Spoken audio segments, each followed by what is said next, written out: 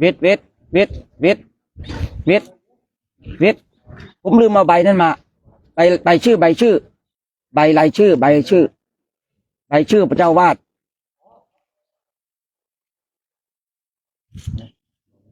มาเลยครับครับขอบคุณมากครับครับสาธุสุดการนอมสุดทนอมอ๋อ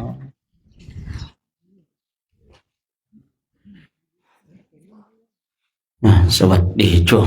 เย็นๆนะพี่นายอันลำโพงไปงอนหน่อย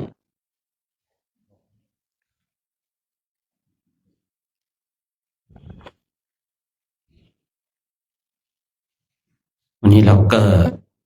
ได้มาถึงที่วัดถ้ำผาตองนะถ้ำผาตอง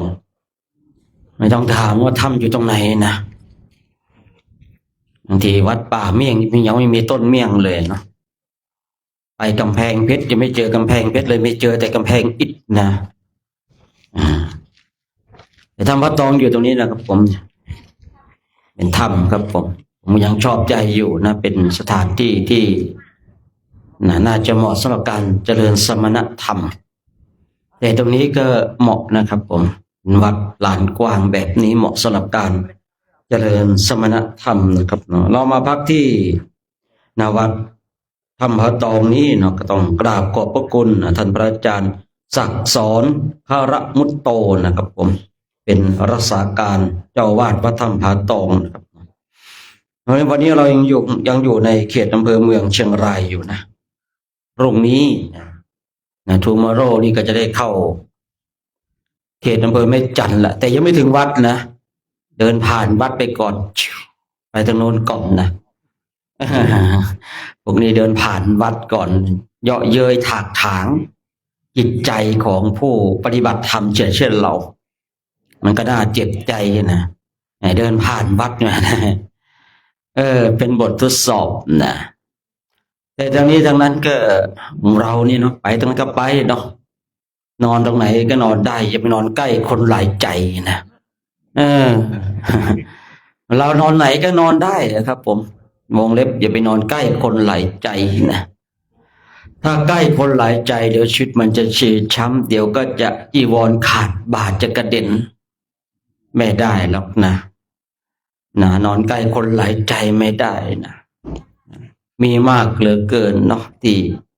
พระเรานะจีวรขาดบาดกระเด็นหลวงปู่แหวนสุจินโนนะครั้งหนึ่งเดินจาริกธุดงค์ไปเห็นสาวท่านหนึ่งเห็นแล้วปิ้งทันแบบหัวใจเต้นตึบเลยนะท่านต้องรีบหนีเลยครับผมถ้าไม่หนีเนี่ยเสร็จนะช้างเผือกในป่าแน่นะเนี่ยกรรมบางอย่างเนาะนะกรรมบางอย่างนี่ก็ถ้าเราหนีมันก็อาจจะหนีได้เนาะเช่นเรื่องกรรมของคู่ครองเนี่ยกรรมของคู่ครองเพราะว่ามันเป็นเรื่องปกติเนาะบางทีเนี่ยเรียกว่าบุพเพสันนิวาส แต่ถ้าคนเราเจอบุพเพอารวาสเมื่อไรแต่ยุ่งมันนั้นนะครับพระเรานี่พยายามที่จะหลีกเลี่ยงสิ่งเหล่านี้นะเวลาไม่บวชมันก็ไม่หล่อนะแต่เวลาบวชเมื่อไรมันหล่อขึ้นมาทันทีเลยนะพระเราเนี่ยนะผมเห็นนะหลายๆรูปนะหลายๆคนในตอนไม่บวชโอ้พูดง่ายๆว่าสุนัขไม่มองนะแต่พอบวชนุ่งผ้ากาสายะเป่งปังไม่นะสาวน้อยสาวแก่แม่ไม้เมียเขามองกันตึมเลยนะผมไม่โชคดีเกิดมารูปไม่หล่อแล้วก็แค่แบบนี้นะเลยไม่ใช่เป็นที่ต้องตาต้องใจของสาวแก่แม่ไม้สาว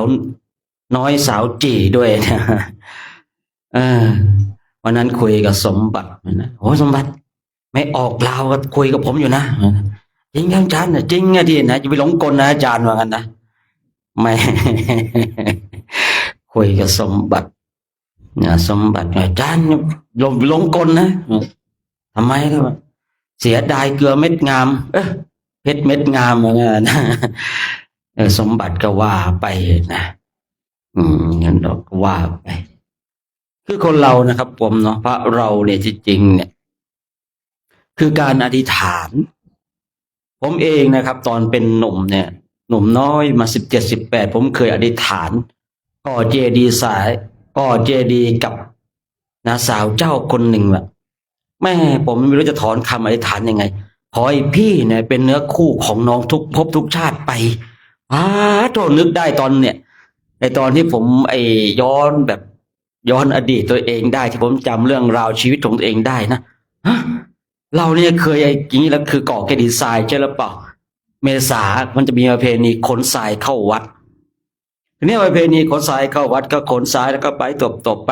ทำเป็นรูปเจดีย์นะเมื่อเราเอาทรายไปเสร็จตบเจดีย์เสร็จปุ๊บแบบคือทำให้เป็นรูปเจดีย์ของนั้นนะแล้วก็อธิษฐานขอให้พี่เป็นเนื้อคู่ของน้องทุกภพทุกชาติไปเหมือนนั้นโธ่ไอ้เนี่ยไอ้คำอธิษฐานเนี่ยแต่ถ้าเรายังไม่เข้ามรรคผลนิพพานนะท่านทั้งหลายพอมาเจอกันมันจะปิ๊งกันเลยครับ มันจะชนกันตึ๊ดเลยนะครับผมแต่ถ้าแบบนี้นะผมไม่แปลกใจหรอกว่าทำไมบางทีพระเราเนี่ยสึกขาราเพศไปนะไม่แปลกใจเพราะว่าเมื่อเจอคู่เนี่ยคู่ในอดีตที่เคยอธิษฐานจิตกันมาฉะนั้นท่านทั้งหลายนั้นมีวิธีนะครับ มีวิธีแก้นะเมื่อเราเจอแบบเจอใครปุ๊บมันแบบใจมันเต้นตึบอย่างเงี้ยนะท่านต้องรีบหนีนะครับ ท่านห้ามอยู่ตรงนั้นโดยเด็ดขาดถ้าท่านอยู่ท่านแพ้กรรมเก่าและท่านจะแพ้ในเรื่องของการอธิษฐานจิตเอาไว้แต่ถ้าท่านอยู่นะครับ เรียบร้อยถ้าไม่ได้เป็นพระอรหันต์นะถ้าไม่ได้เป็นพระอรหันต์เนี่ยโอ้ดูอย่างพระอานนท์นะพุทธอนุชากับพระนางโกกีลาเนาะโอ้ยความรักเธอรักอะไรพระอานนท์รักในตาในตามีแต่ของเน่ามีแต่ขี้ตารักฟันก็ได้มันรักในฟันพระเจ้าก็พรรณนาไปเนาะนางโกกีลารักแอบรักพระอานนท์นะพระอานนท์ก็รู้นะครับว่าพระนางโกกีลาแอบรักแต่ว่าพระโสดาบันแล้วเนี่ยคือหลุดจากกามคือเราต้องเข้าใจว่าพระโสดาบันที่อยู่ในกามกับหลุดออกจากกามเช่นอย่างนางวิสาขาอย่างท่านอนาถเบนิกาเศรษฐีเป็นพระโสดาบันแต่ยังอยู่ในกามอยู่แต่พระอานนท์เนี่ยเป็นพระโสดาบันแต่เป็นบุคคลที่หลุดออกจากกามคือไม่ได้หมกมุ่นไม่ได้อยู่มีการเสพกามนะแม่นะพระนางวิสาขาเนาะอุ้ยมีลูกต้องเท่าไหร่อ่ะเขาว่าทั้งลูกทั้งหลานเนี่ย120ไม่ใช่เหรอแล้วเท่าไหร่นะ200นะ200กว่า99ก็แล้วกันเนาะเนี่ยกว่าเท่าไหร่ไม่รู้เนี่ยก็นี่ขนาดเป็นพระโสดาบันนะครับผมแต่ว่าความเป็นพระโสดาบันของนางวิสาคือยังอยู่ในกามอยู่แต่ความเป็นพระโสดาบันของพระอานนท์เนี่ยคือหลุดออกจากกามคือเราต้องเข้าใจตรงจุดนี้ด้วยอย่างเราเนี่ยเป็นปุถุชนที่ กำลังที่จะหลุดออกจากกามครับพยายามนะทางโลกนี่โอ้โหไปหาไวยาก้าอย่างเงี้ยเนาะแต่ทางเรามันทำยังไงวะหลวงปู่ท่านหนึ่งนะโอ้โหท่านทั้งหลายพอมันสู้ขึ้นมาไม่ขีดแล้วสมัยก่อนไม่ขีดตีจุดไอ้ตีเลยครับผมนะครั้งแรกตีเลยครั้งที่สองพอขึ้นอีกไม่ขีดจี้รีบขดเลยครับผมเนี่ยนี่คือทางธรรมที่เราพยายามจะหลุดออกจากกามนะแต่ทางโลกยังไงนะโอ้โหอะไรไม่รู้เนาะที่จะยั่วยุในกามทั้งหลายเนี่ยเราท่านทั้งหลายเนี่ยคือเป็นปุถุชนที่กำลังจะหลุดออกจากกามนะแต่ปุถุชนที่ยังหมกมุ่นอยู่ในกามอย่างที่นะเราท่านทั้งหลายได้เห็นเนี่ยคือความเป็นพระโสดาบันของพระอานนท์กับพระนางกับท่านอนาถก็ดีนางวิสาขาก็ดีเนี่ยเป็นพระโสดาบันเหมือนกันนะครับแต่อีกท่านหนึ่งเนี่ยคือหลุดออกจากกามพระนางโกกีฬาตามมาครับนะตามรักขนาดบวชเป็นภิกษุณีแล้วเนี่ยโอ้ยนะการบวชของ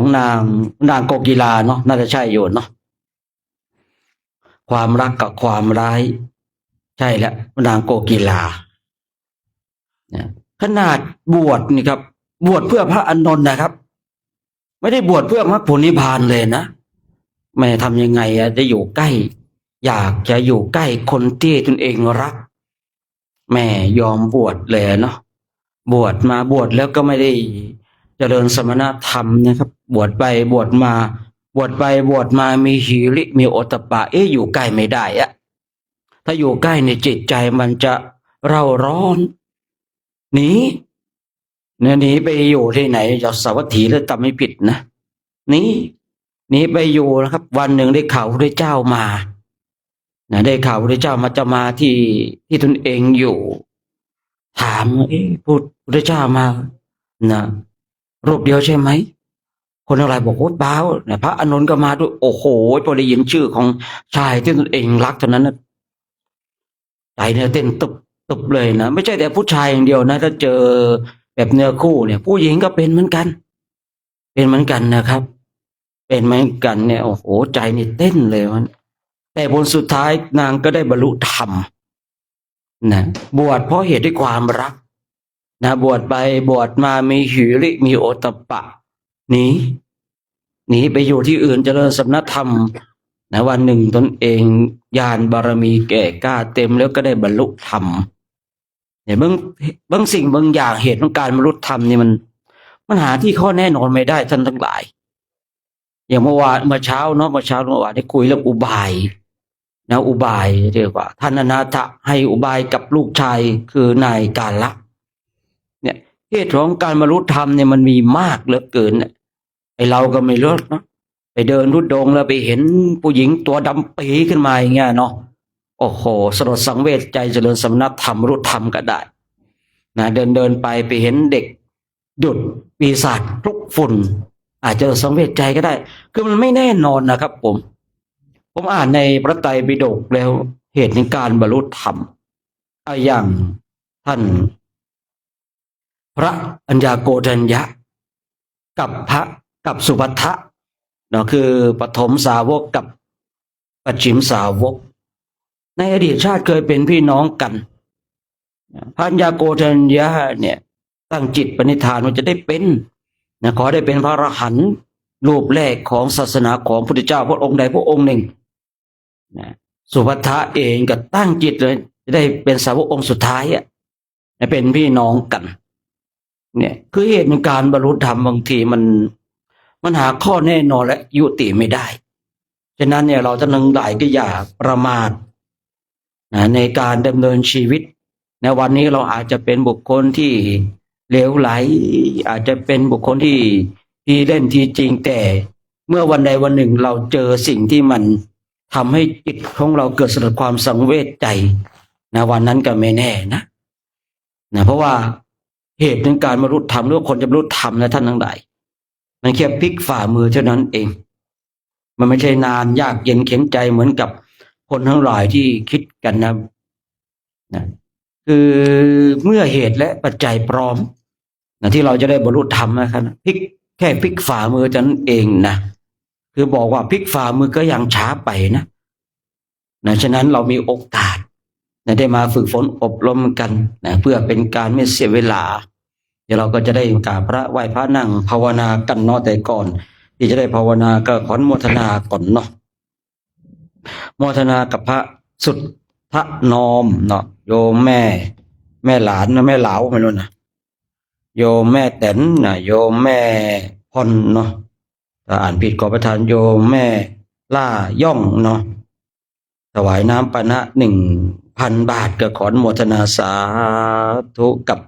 นะเราท่านทั้งหลายด้วยเนาะร่วมกันนะเดี๋ยวเราก็จะได้ร่วมกันอ๋อพอดีมีคนถามนรกมีจริงไหมครับหลวงพ่อนะแม่เรียกเสียแก่เลยนะเรียกเสียไม่มีไอ้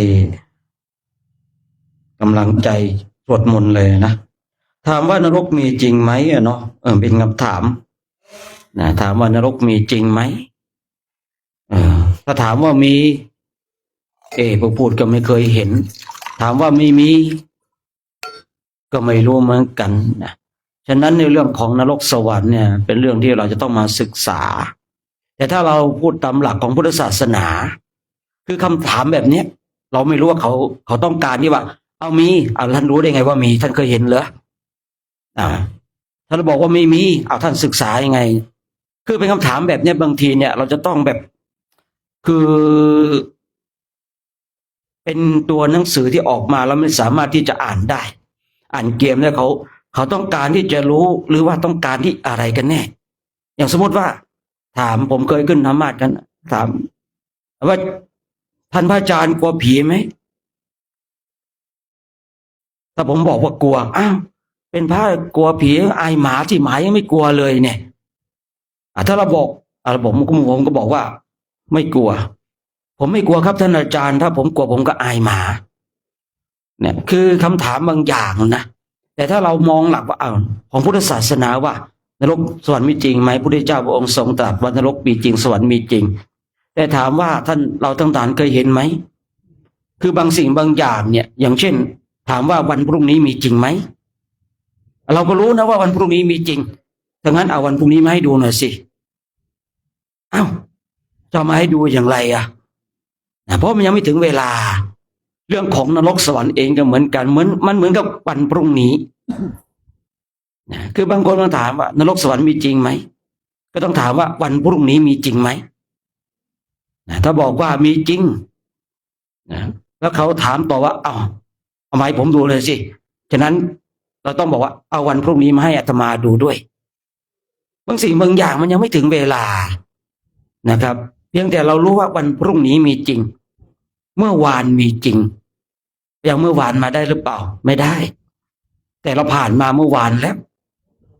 แต่เราไม่สามารถจะย้อนไปเอาในวันวันเมื่อวานมาได้แต่เราผ่านมาแล้วเรารู้ว่าเราผ่านมาแล้วแต่เราไม่สามารถที่จะไปเอามันมาได้เหมือนกันนรกสวรรค์เพราะว่าบางทีคำถามบางอย่างเนี่ยเราก็ไม่รู้ว่าเจตนาเขาจะถามอย่างไรแน่นะผมบางทีมีคนถามในคอมเมนต์ทั้งหลายผมก็ต้องเลื่อนดูว่ามันมีองค์ประกอบอะไรบ้างนะครับมีองค์ประกอบยังไงบ้างบางทีเนี่ยคำถามบางอย่างตีออกมาก็กวนเดินเพื่ออะไรมันหนักหัวโยมหรือไงบางทีเขาถามแบบกวนๆนะผมก็ต้องตอบแบบกวนๆนะแต่บางคนก็ถามแบบพระอาจารย์เดินเพื่ออะไรครับอย่างนี้เขาอยากรู้นะครับอย่างนี้เราต้องตอบแบบเดินเพื่อการฝึกฝนอบรมแต่ถ้าเดินเพื่ออะไรแต่แบบนี้ก็ตอบกวนนะครับว่ามันเกี่ยวอะไรกับโยมอาตมาจะเดินแต่ผมก็ตอบแบบนี้นะบ่อยๆมาบ่อยๆคือเราต้องดูในเรื่องของที่เขาถามเลยว่ามีหางเสียงไหมมีครับมีค่าไหมถ้ามีครับมีค่าเนี่ยแสดงว่าเขาอยากรู้ถ้าไม่มีครับไม่มีหางเสียงเนี่ยคือบางอย่างเนี่ยเราก็อ่านเกมออกอยู่นะครับผมเนาะเดี๋ยวเรากราบพระไหว้พระกันเนาะจะได้ภาวนากันครับ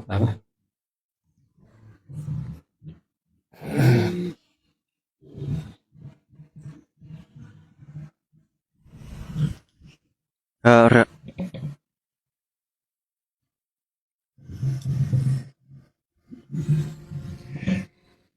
อะระหังสัมมาสัมพุทโธภะคะวาพุทธังภะคะวันตังอภิวาเทมิสวากขาโตภะคะวะตาธัมโมธัมมังนามาสามิสุปฏิปันโนภะคะวะโตสาวกสังโฆสังฆังนามามิอันนามายังพุทธัสสะภะคะวะโตปุพพะคะนะมะการังกะโรมาเสนะโมตัสสะภะคะวะโตอะระหะโตสัมมาสัมพุทธัสสะนะโมตัสสะภะคะวะโตอะระหะโตสัมมาสัมพุทธัสสะนะโมตัสสะภะคะวะโตอะระหะโตสัมมาสัมพุทธัสสะอิมังกัมมัฏฐานังอธิฏฐามิทุติยัมปิอิมังกัมมัฏฐานังอธิฏฐามิตติยัมปิอิมังกัมมัฏฐานังอธิฏฐามิกราบกราบกราบ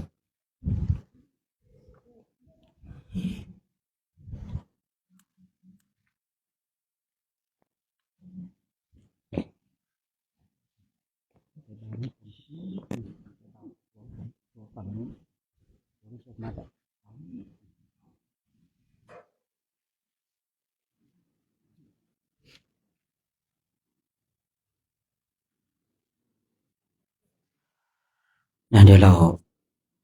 จัดตารางของเราให้เรียบร้อยบรรยากาศดีๆแบบเนี้ยเนาะเหมาะสำหรับการเจริญจิตตภาวนากันการที่เราได้มีโอกาสได้มานั่งภาวนาเช่นนี้เป็นความโชคดีนะเราก็ต้องทำความโชคดีของเราให้มันมากยิ่งขึ้นไปในวันนี้เรามีโอกาสวันพรุ่งนี้เราไม่รู้ว่าจะมีโอกาสเช่นนี้หรือเปล่าที่ผมเองเคยพิจารณาความตายเป็นอารมณ์ในการที่เราพิจารณาความตายเป็นอารมณ์สมัยก่อนเนี่ยพิจารณาไป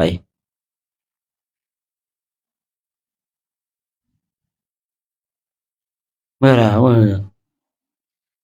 รามีการพิจารณาแล้วเนี่ยบางทีเนี่ยการที่เราฝึกฝนอบรมประมาทเมื่อไรเนี่ยไอ้สิ่งที่เราพิจารณาว่าความตายอาจจะมาถึงเราในวันพรุ่งนี้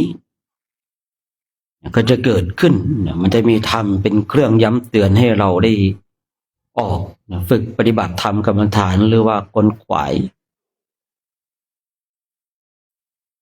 พุทธเจ้าพระองค์ก่อนที่พระองค์จะเข้าสู่พระปรินิพพานพระองค์สอนในเรื่องความไม่ประมาทพระองค์ไม่อยากให้สาวกของพระองค์เป็นผู้ที่ประมาทพระองค์อยากให้เราทั้งหลายเป็นทายาทแห่งธรรมพระองค์ไม่อยากให้เราเป็นอามิสทายาทพุทธศาสนานี้มีทั้งธรรมทายาทและอามิสทายาท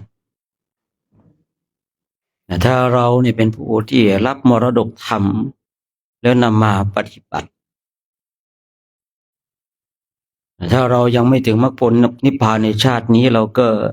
มีสวรรค์เป็นที่พึ่งมีพรหมเป็นที่พึ่งบางทีการที่เรามาพิจารณาความตายเป็นอารมณ์เนี่ยอยู่อย่างนั้นทำอยู่อย่างนั้นนะท่านทั้งหลายบางช่วงเวลาท่านทั้งหลายลองไปปฏิบัติดูเถอะเมื่อจิตของเราสงบแล้วเนี่ยบางทีนั่งพิจารณาความตาย หายใจเข้าเกิดตายหายใจออกเกิดตายยืนเกิดตายนั่งเกิดตายเด็กเกิดตายหนุ่มเกิดตายคนแก่เกิดตายพระเกิดตายมีอำนาจมียศถาบรรดาศักดิ์สุดท้ายก็ตายหมดคือเราพิจารณาย้ำอยู่อย่างนี้บ่อยๆเข้าแรกๆมันก็ไม่ยอมนะครับแต่พอเราพิจารณาบ่อยๆทุกวันเนี่ยมันจะยอมรับแล้วสิ่งที่ยอมรับผลที่ตามมาคือมันจะมีแรงผลักดันให้เราเป็นผู้ที่ฝึกฝนอบรมที่ผมเคยคุยว่าคือบางคนเนี่ยบอกพิจารณาความตายแล้วจะเป็นการแช่งตนเองให้ตายเร็วๆนี่คือความคิดที่ผิดบางทีการที่เรามาพิจารณาความตายเนี่ยมันก็จะเป็นเครื่องย้ำเตือนนะย้ำเตือนยิ่งถ้าบุคคลใดประมาทในชีวิตเนี่ยเช่นเราท่านทั้งหลายเนี่ยบางคนบางท่านประมาทเนี่ยเราจะต้องมาพิจารณาความตายเนี่ยเป็นกรรมฐานคราวนี้เมื่อเราเนี่ยฝึกฝนอบรมนั่งภาวนาไปเมื่อจิตของเราสงบนะเราก็ยกจิตของเรามาพิจารณาความตายคือความสงบของจิตเนี่ยมันจะเป็นบ่อเกิดแห่งกรรมฐานทั้งหลายความสงบของจิตเนี่ยมันจะทำให้เราเข้าใจในกรรมฐานที่ผมเคยคุยว่าระหว่างที่เราพิจารณาสิ่งทั้งหลายในขณะที่จิตฟุ้งซ่านเนี่ยมันแคบเหลือเกินแต่เวลาที่จิตของเราสงบเนี่ยมันกว้างมันชัดเจนมันลึกล้ำคราวนี้เมื่อเราฝึกฝนอบรมเนี่ยในเบื้องต้นเราอาจจะหายใจเข้าพุทหายใจออกโทหรือว่าดูลมหายใจเข้าลมหายใจออกจนจิตของเราสงบเมื่อจิตของเราสงบแล้วเราก็ยกความตายมาเป็นอารมณ์มาเป็นกรรมฐานหรือว่ากรรมฐานบทใดกองใดก็ได้ท่านทั้งหลายถ้าลักษณะเช่นนี้ก็เรียกว่าพิจารณาสัญญาเพื่อไปหาปรมัตถ์หรือว่าอาศัยสมมุติไปหาปรมัตถธรรมอาศัยสัญญาเพื่อให้เกิดปัญญาถ้าลักษณะเช่นนี้นะท่านทั้งหลายคือเมื่อเราฝึกฝนอบรมจนจิตของเราสงบแล้วเนี่ยเราก็ยกจิตของเราเนี่ยมาพิจารณาข้ออัดข้อธรรมถ้าเราเป็นผู้ที่ประมาทในชีวิตพึงพิจารณาความตายเป็นอารมณ์ถ้าเรายังหลงไหลในทรัพย์สินเงินทองยังหลงไหลในลูกในสามีในภรรยาที่เป็นเครื่องผูกให้เราติดอยู่ในวัฏฏะนี้เราต้องพิจารณาบ่อยๆว่าไม่มีใครที่ติดตามตัวเราไปได้ไม่มีใครจะตามเราไปส่งในสัมปรายภพในภายภาคหน้าอย่างเก่งก็ตามไปส่งเราที่เชิงตะกอนเท่านั้นเองรักกันขนาดไหนผูกพันกันขนาดไหนผลสุดท้ายก็แยกกันที่เชิงตะกอนไม่มีหรอกที่ว่ารักคุณมากกระโดดตายตามไปด้วยนะไม่มีแต่หนังมีแต่ละครเท่านั้นมีแต่การบังคับเพราะว่าบางศาสนาเนี่ยเขาก็มีการบังคับแต่ให้กระโดดตายเนี่ยโดดตามไปตายแล้วก็โดยจริงใจเนี่ยไม่มีหรอกเนี่ยเมื่อเรามาพิจารณาเราเป็นห่วงคนนั้นคนนี้คนสุดท้ายความเป็นห่วงนั้นน่ะทำร้ายใครทำร้ายตัวของเราเองคือเรามองนี้ที่ผมบอกว่ามองดูจริงๆพุทธศาสนาเนี่ยมองในผิวเผินเหมือนกับเป็นการเห็นแก่ตัวแต่ถ้าเจาะลึกลงไปเรากำลังทำสิ่งที่ถูกต้องและทำสิ่งที่เป็นจริงตามหลักของพุทธศาสนาคือไม่มีใครที่เป็นที่รักอันยั่งยืน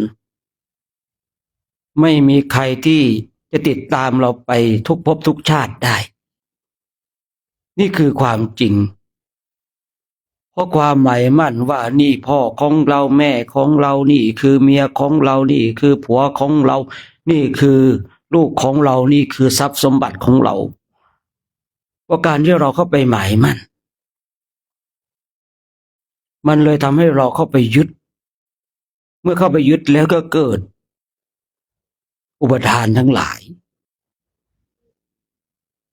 นี่แหละที่เหตุให้เกิดความทุกข์ของคนโดยเนื้อแท้แล้วมีหรือเปล่าพ่อแม่ก็ไม่มีเนาะโดยเนื้อแท้มีไหมสามีภรรยาผัวเมียลูกก็ไม่มีทรัพย์สมบัติก็ไม่มี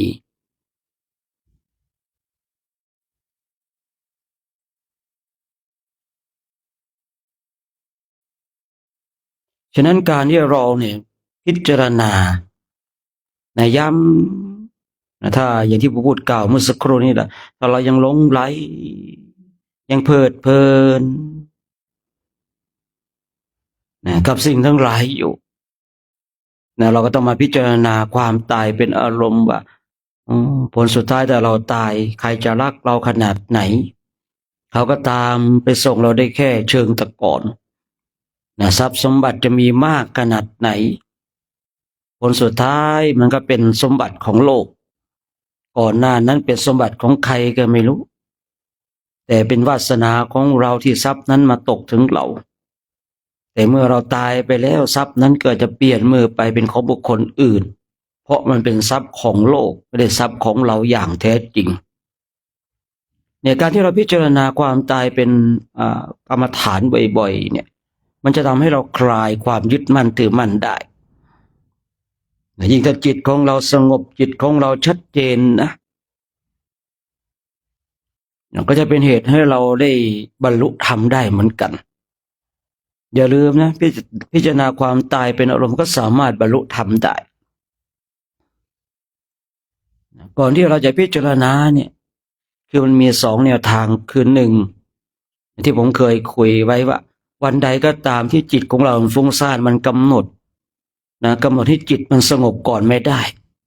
เราก็มาจับเลยหายใจเข้าเกิดตายหายใจออกเกิดตายเพราะว่าบางทีจิตของเรามันไม่สามารถจะยังเข้าสู่ความสงบได้เราก็จับเลยแต่จับลักษณะเช่นเนี้ยมันต้องเล่นกันพักใหญ่เลยนะมันต้องฟาดฟันกันพักใหญ่เลยกว่าที่จิตมันจะยอมเพราะจิตของเรามันก็จะเตลิดมันก็จะโลดแล่นไปตามอารมณ์ที่มันชอบใจคือต้องฟาดฟันกันพักใหญ่เลยถ้าว่าคือเรานั่งแล้วเนี่ยไม่สามารถที่จะกำหนดดูลมหายใจเข้าออกได้เนี่ย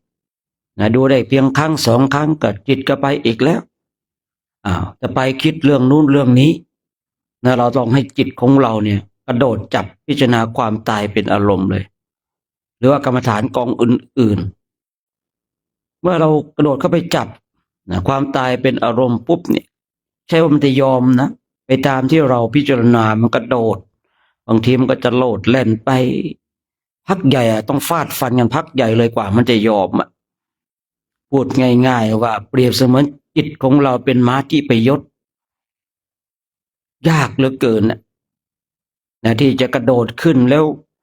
เอาเชือกมาจับมัดให้มันหยุดนิ่งยากเหลือเกินกว่าจะบังคับควบคุมมันได้ก็ยากเหลือเกินเนี่ยม้าที่มันไปยศเนี่ยแต่ใช่ว่าม้านั้นจะมีกำลังเสมอไปเมื่อเราเนี่ยโดดขึ้นหลังมันได้แล้วก็คอยจับเชือกอย่าให้เชือกมันหลุดมันจะกระโดดโลดเต้นเราคอยระมัดระวังไม่ให้ตัวของเราตกไม่ช้าม้าก็หมดฤทธิ์จิตของเราเองก็เหมือนกันที่ผมบอกว่าในคราวที่เรากระโดดเข้าไปฟาดฟันมันต้องทนอย่างเต็มที่ต้องต่อสู้อย่างชัดเจนแต่บางคนบางท่านเนี่ยนั่งดูลมหายใจเข้าลมหายใจออกดูอยู่อย่างนั้นพอจิตสงบพอเรารู้จิตของเราสงบเราก็มาพิจารณาเลยนะพอเรารู้แล้วพื้นฐานจิตของเราเนี่ยเป็นบุคคลที่ประมาทในชีวิตครับว่าไงครับขอถวายปัจจัย อ๋อครับ ใช้ใจในกิจกรรม ครับผมครับผม ในนามของคณะสถาวัดถ้ำผาทอง ครับผมโอ้ จังหวัด อันเนี้ยครับไม่เป็นไรแล้วถ่ายรูปหน่อยถ่ายรูปหน่อยนั่นช่างภาพอยู่นู่น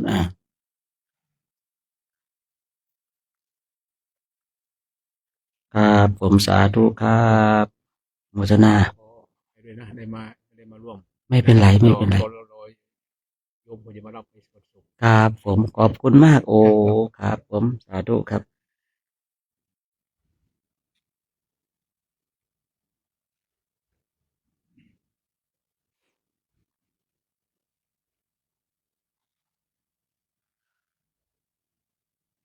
เนี่ยบางทีที่เรานั่งไปกำหนดไปจิตมันสงบพอจิตสงบปุ๊บเนี่ยเราก็ยกจิตของเราพิจารณาความตายเป็นอารมณ์ถ้าเรารู้ว่าพื้นฐานจิตของเราเป็นบุคคลที่ประมาทในชีวิตหลงไหลกับสิ่งทั้งหลายเพลิดเพลินกับสิ่งทั้งหลายเนี่ยเมื่อจิตของเราสงบนะเราก็ยกจิตของเรามาพิจารณาเลยกรรมฐานทุกอย่างเองเหมือนกันเนี่ยที่เราฝึกฝนอบรมเนี่ยก็จะไปในแนวทางเดียวกับลักษณะอย่างเดียวกันนั่นคืออยู่ว่าเราเนี่ยถนัดอย่างไรแต่วันนี้เนี่ยเลยมาพูดคุยในเรื่องของความตายเป็นอารมณ์เพื่อให้เราไม่ประมาทในชีวิตเนี่ยเมื่อจิตของเราสงบยกจิตขึ้นมาพิจารณาความตายเป็นอารมณ์เนี่ยทีนี้มันมีจุดล่อแหลมที่บางทีบางคนบางท่านเนี่ยพิจารณากรรมฐานบทนี้มันมีอันตรายจุดหนึ่งที่จะต้องระมัดระวังคือเมื่อเราฝึกฝนอบรมไปแล้วไปถึงสภาวะว่าโอ้ไม่อะไรในชีวิตแล้วฆ่าตัวตายมีนะครับผมผู้ที่ฝึกปฏิบัติธรรมกรรมฐานเนี่ยมาพิจารณาความตายเป็นอารมณ์เนี่ย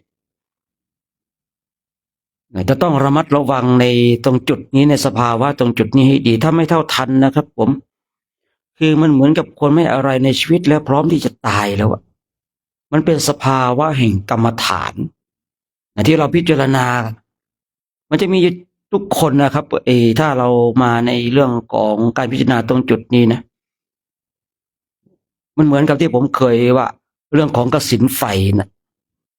ที่ทุกคนต้องฝึกปฏิบัติและต้องเจอตรงจุดนี้พิจารณาความตายเป็นอารมณ์เหมือนกันมันก็จะมีจุดตรงที่บอกว่าคือมันจิตมันจะบอกว่าร่างกายชีวิตไม่ใช่ของเรามันก็จะมีจิตมันก็จะน้อมไปตรงจุดนี้แหละถ้าเราสติสัมปชัญญะไม่ดีนะที่ในสมัยครั้งพุทธกาลเนี่ยมีพระฆ่าตัวตายเนื่องด้วยฝึกปฏิบัติธรรมกรรมฐานในพิจารณาความตายเป็นอารมณ์เคยได้ยินข่าวว่าพระท่านหนึ่งนะฆ่าตัวตายเพื่อบูชาพระพุทธเจ้าผมก็มองดูแล้วคือท่านคงฝึกปฏิบัติธรรมกรรมฐานพิจารณาความตายทีนี้เมื่อพิจารณาความตายแล้วเนี่ยมันจิตมันเสพอารมณ์มันมีอารมณ์ของคือมันไม่กลัวตายบวกกับกำลังของสมาธิที่มีอยู่คือมันพร้อมจะตายเมื่อจิตของตนเองคิดอย่างนี้ปุ๊บเนี่ยจิตที่มันขาดสติไปนะก็จะทำให้ชีวิตของตนเองล่วงไปตกไปตายไปที่เราเคยผมเชื่อว่าท่านทั้งหลายเคยอ่านเจอที่ว่าพระภิกษุสงฆ์ฆ่าตัวตายกันคือในเบื้องต้นท่านเหล่านี้ฝึกฝนอบรมมาอย่างดีนะถูกต้องนะเป็นแนวทางที่ถูกต้องแต่ว่ามันจะมีจุดหนึ่งที่ต้องระมัดระวังสำหรับบุคคลที่มาพิจารณาความตายเป็นอารมณ์เพราะเมื่อสภาวะธรรมสภาวะจิตเกิดขึ้นเนี่ยมันเกิดขึ้นแน่นอนท่านทั้งหลายมันเกิดขึ้นอย่างแน่นอนที่จะชวนให้เราไปตายพูดง่ายๆเนาะที่มันจะทำให้เราฆ่าตัวตายแต่ถ้าพูดอย่างนี้น่าจะเข้าใจง่ายที่สุดการที่เรามาฝึกมาปฏิบัติพิจารณาความตายเป็นอารมณ์เนี่ยเมื่อไปถึงจุดหนึ่งแล้วเนี่ยมันไม่อะไรในชีวิตมันไม่กลัวตายโดยสภาวะแห่งการปฏิบัติในการที่ตนเองไม่กลัวตายโดยสภาวะแห่งการปฏิบัติเพราะอะไรมันมีกำลังของสมาธิแล้วก็ ตนเองฝึกฝนอบรมมาถูกทางนะไม่ใช่ว่าผิดทางนะบุคคลหรือว่าท่านใดที่ฝึกฝนอบรมมาถึงตรงจุดนี้นะถ้ามีครูบาอาจารย์ที่เก่งนะเก่งในเรื่องของการพิจารณาตรงจุดเนี้ยบุคคลเนี้ยมีโอกาสสูงสุดที่จะได้บรรลุธรรมแต่ถ้าบุคคลที่อ่านจากตำรามาไม่สามารถที่จะนำพาให้คนที่ได้สภาวะตรงจุดเนี้ยไปสู่จุดสูงสุดได้ผมไม่ใช่ผมดูถูกตำราผมเชื่อในตำรานะผมมีความเชื่อในตำราแต่ว่าเมื่อเจอสภาวะธรรมตรงจุดเนี้ยตำรานี่ไม่สามารถจะนำไปสู่จุดสูงสุดได้แต่ถ้าเจอครูบาอาจารย์ที่เก่งและเข้าใจผู้ที่พิจารณาความตายเป็นอารมณ์มาถึงจุดเนี้ยก็สามารถที่จะให้พลิกจิตให้เห็นตามความเป็นจริงอย่างลงจิตของตนเองสู่กฎของพระไตรลักษณ์แต่ว่าไม่เจอครูบาอาจารย์ที่เก่งและเข้าใจบางทีก็จะพากันหลงทั้งลูกศิษย์และอาจารย์แยบยลมากท่านทั้งหลายการพิจารณาความตายเป็นอารมณ์ที่เราบอกว่าเคยได้ยินได้ฟังให้พิจารณาความตายเป็นอารมณ์เป็นกรรมฐานเนี่ยถูกต้องแต่มันจะมีตรงจุดตรงนี้ที่เป็นจุดที่ต้องระมัดระวังถ้าเราไม่ระมัดระวังนะพลาดไปฆ่าตัวตายจริงๆท่านทั้งหลายฆ่าตัวตายจริงๆเพราะณเวลานั้นเนี่ยสภาวะจิตของบุคคลที่ได้กรรมฐานตรงจุดนี้มันไม่อะไรมันพร้อมที่จะตายนะครับมันจะเป็นอย่างนี้ถามว่าท่านทั้งหลายได้ยินอย่างนี้มันไม่น่าจะหลงนะคือในสภาวะตรงจุดนี้ถ้าใครไม่เคยได้ไม่เข้าใจเราอยู่ในฐานะผู้ฟังเราก็คิดว่าเป็นไปได้อย่างไรถูกต้องที่ท่านทั้งหลายคิดเช่นนี้ถูกต้องแล้วแต่เมื่อใดก็ตามที่เราลงไปเจอสภาวะแบบนี้ถ้าเรามีสติมีสัมปชัญญะเท่าทันกับสภาวะแห่งการปฏิบัติมันก็จะทำให้เราไหลลื่นไปได้จนทำให้เราเข้าสู่ความเป็นพระอรหันต์ไม่ใช่ว่าบุคคลที่ฝึกมาถึงจุดนี้แล้วไม่ดีนะถูกทางและถูกต้องแล้วใช่เลยท่านทั้งหลายที่บุคคลหนึ่งบุคคลใดได้พิจารณาความตายเป็นอารมณ์ไม่อะไรในชีวิตพร้อมที่จะตายเนี่ยถูกต้องแล้วย่อมเป็นเช่นนี้บุคคลที่พิจารณาความตายเป็นอารมณ์นะ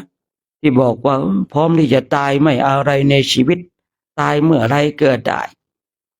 แม้แต่ฆ่าตัวตายก็ยังทำได้ท่านเหล่านี้เดินทางมาถูกต้องแล้วเพราะมันเป็นสภาวะที่เกิดขึ้นกับบุคคลที่พิจารณาความตายเป็นอารมณ์อย่างแท้จริงแต่มันน่าเป็นห่วงตรงที่ว่าไม่เท่าทันนั่นแหละมันเป็นเพียงช่วงเสี้ยวจิตนิดเดียวเท่านั้นเองที่มันจะสามารถพาให้เราเข้าสู่อริยมรรคอริยผลหรือสามารถทำให้เราหลงผิดฆ่าตัวตายเพียงนิดเดียวเท่านั้นเองนะมันแยบยลมากมันแยบคายมากเลยนะการฝึกปฏิบัติธรรมกรรมฐานเนี่ยที่เราเคยได้ยินได้ฟังกันเกิดมาเป็นเรื่องของพื้นๆพิจารณาความตายเป็นอารมณ์เนี่ยคือไม่ใช่ว่าไม่ดีนะดีนะท่านทั้งหลายที่ผมบอกว่าถ้าบางคนบางท่านเนี่ยบางคนบางท่านเนี่ยหลงไหลในร่างกายประมาทในชีวิตยังเป็นผู้ที่มีห่วงเยอะเหลือเกินบวชมาแล้วมีห่วงเยอะเนี่ยเราก็ต้องมาพิจารณาความตายละพิจารณาความตายแต่ถ้าว่าเราเนี่ยไม่มีครูบาอาจารย์ที่เก่งในเรื่องนี้เพียงแต่เรา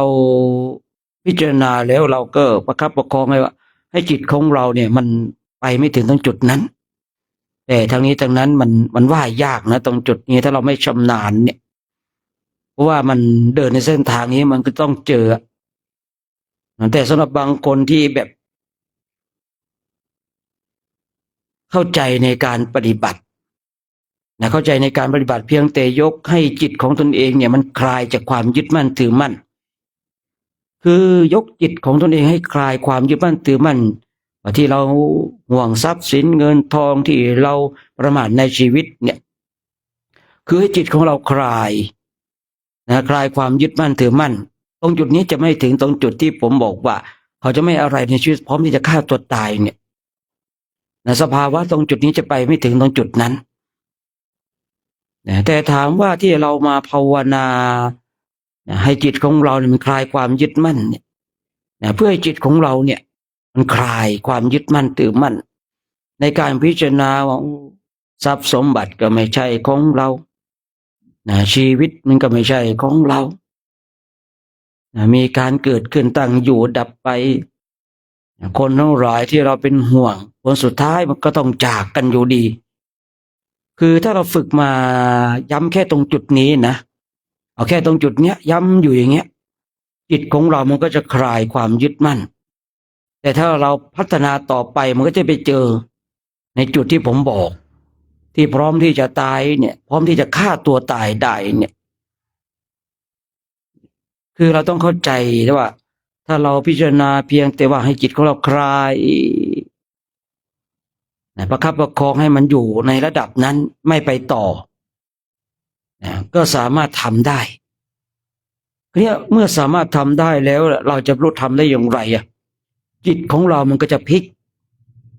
พลิกไปอีกอย่างหนึ่งตามกระแสจิตของบุคคลนั้นอันนี้บอกไม่ได้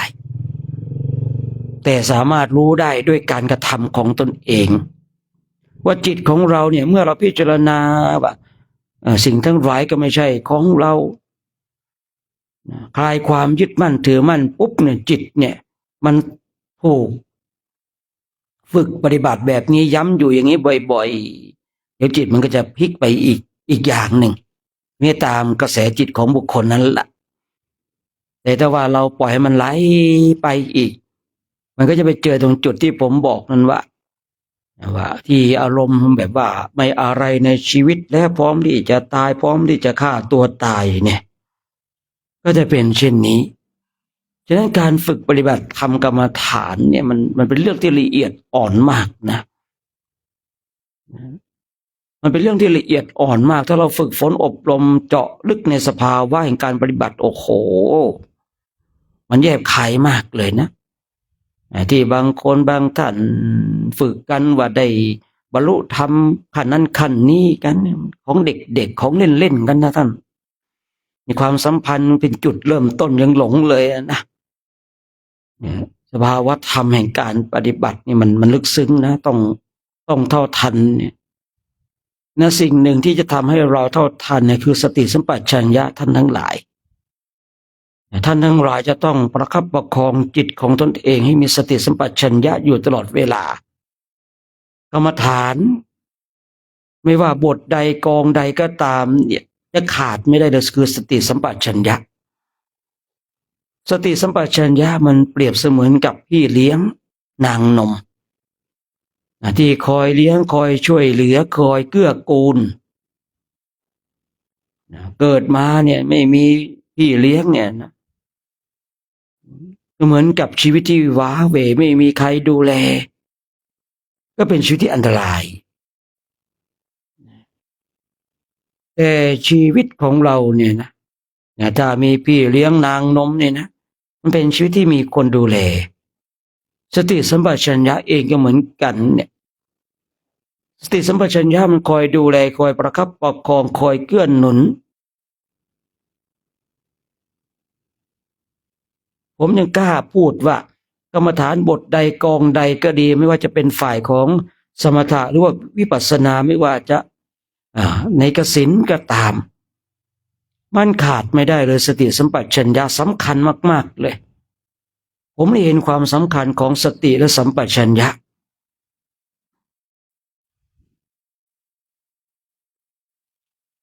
ถ้าท่านทั้งหลายหวังคุณธรรมเบื้องสูงสติสัมปชัญญะจะต้องควบคู่ขับเคลื่อนไปพร้อมกับกรรมฐานที่เราท แล้วเราก็จะเข้าสู่สูงสุดของศาสนานี้ คือมรรคผลนิพพาน เดี๋ยวพระพุทธเองจะยุติการใช้เสียงสักแป๊บหนึ่งนะเพื่อให้เราท่านทั้งหลายได้นั่งบำเพ็ญเพียรภาวนาสักนิดหนึ่งนะก่อนที่เราจะได้ร่วมกันทำวัดสวดมนต์นะ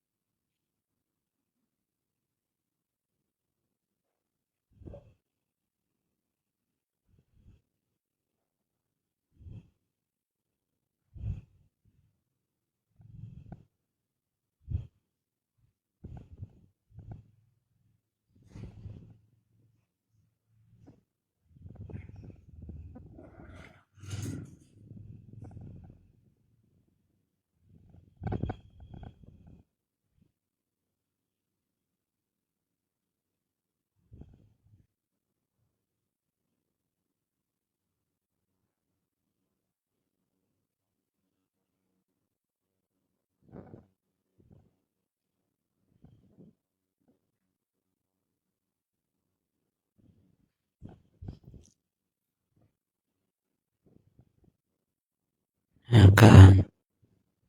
เจริญจิตตภาวนาในช่วงนี้ก็สมควรแก่เวลาให้เราท่านทั้งหลายทำความสึกตัวพร้อมน้อมจิตน้อมใจจิตที่เป็นบุญเป็นกุศลจะได้ร่วมกันแผ่เมตตากับสรรพสัตว์ทั้งหลายที่เป็นเพื่อนทุกข์เกิดแก่เจ็บตายของเราสัตว์ใดที่มีความทุกข์ขอให้พ้นจากทุกข์สัตว์ใดที่มีความสุขขอให้สุขยิ่งขึ้นไปเนาะ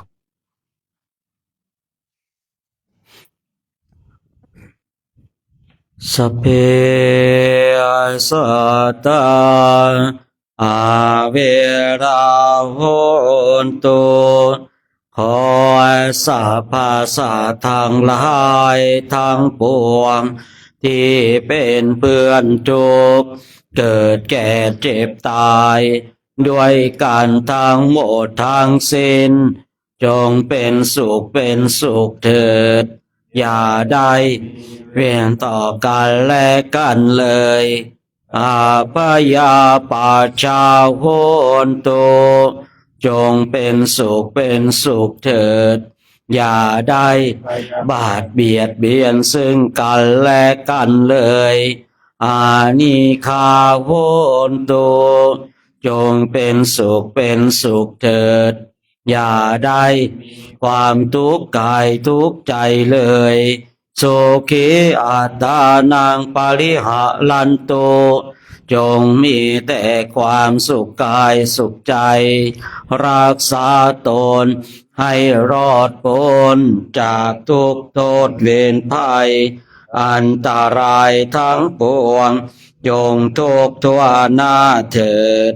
กาตังปุญญาภารังไมสัพเพภาคีภวันตุเตขอให้สรรพสัตว์ทั้งหลายทั้งปวงเหล่านั้นจงเป็นผู้มีส่วนได้เสวยผลบุญที่ข้าพเจ้าทั้งหลายได้บำเพ็ญแล้วนี่เถิดนะสาธุเดี๋ยวเราฟังลุงก่อนลุงว่าจะได้พกโอเคครับน้ำส้มคั้นครับเดี๋ยวไม่เป็นไรไปรอบนั้นดีกว่านะ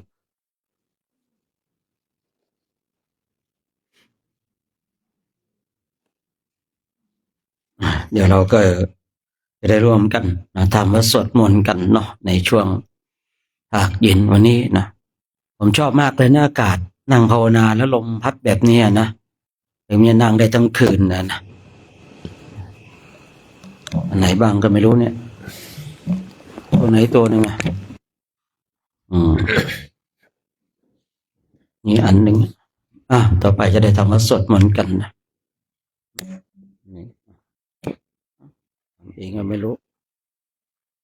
ให้เพื่อนวีปิงวันนี้เลยเดี๋ยวได้ให้ท่านปิงให้ทำผ้าสวดมนต์ไหว้พระกันเนาะ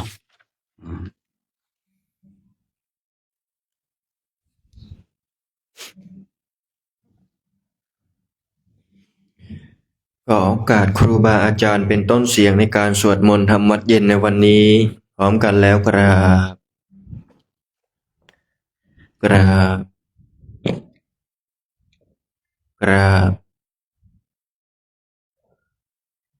เปิดหนังสือไปที่หน้า17ครับ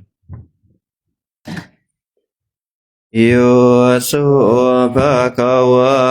อะระหังสัมมาสัมพุทโธพระ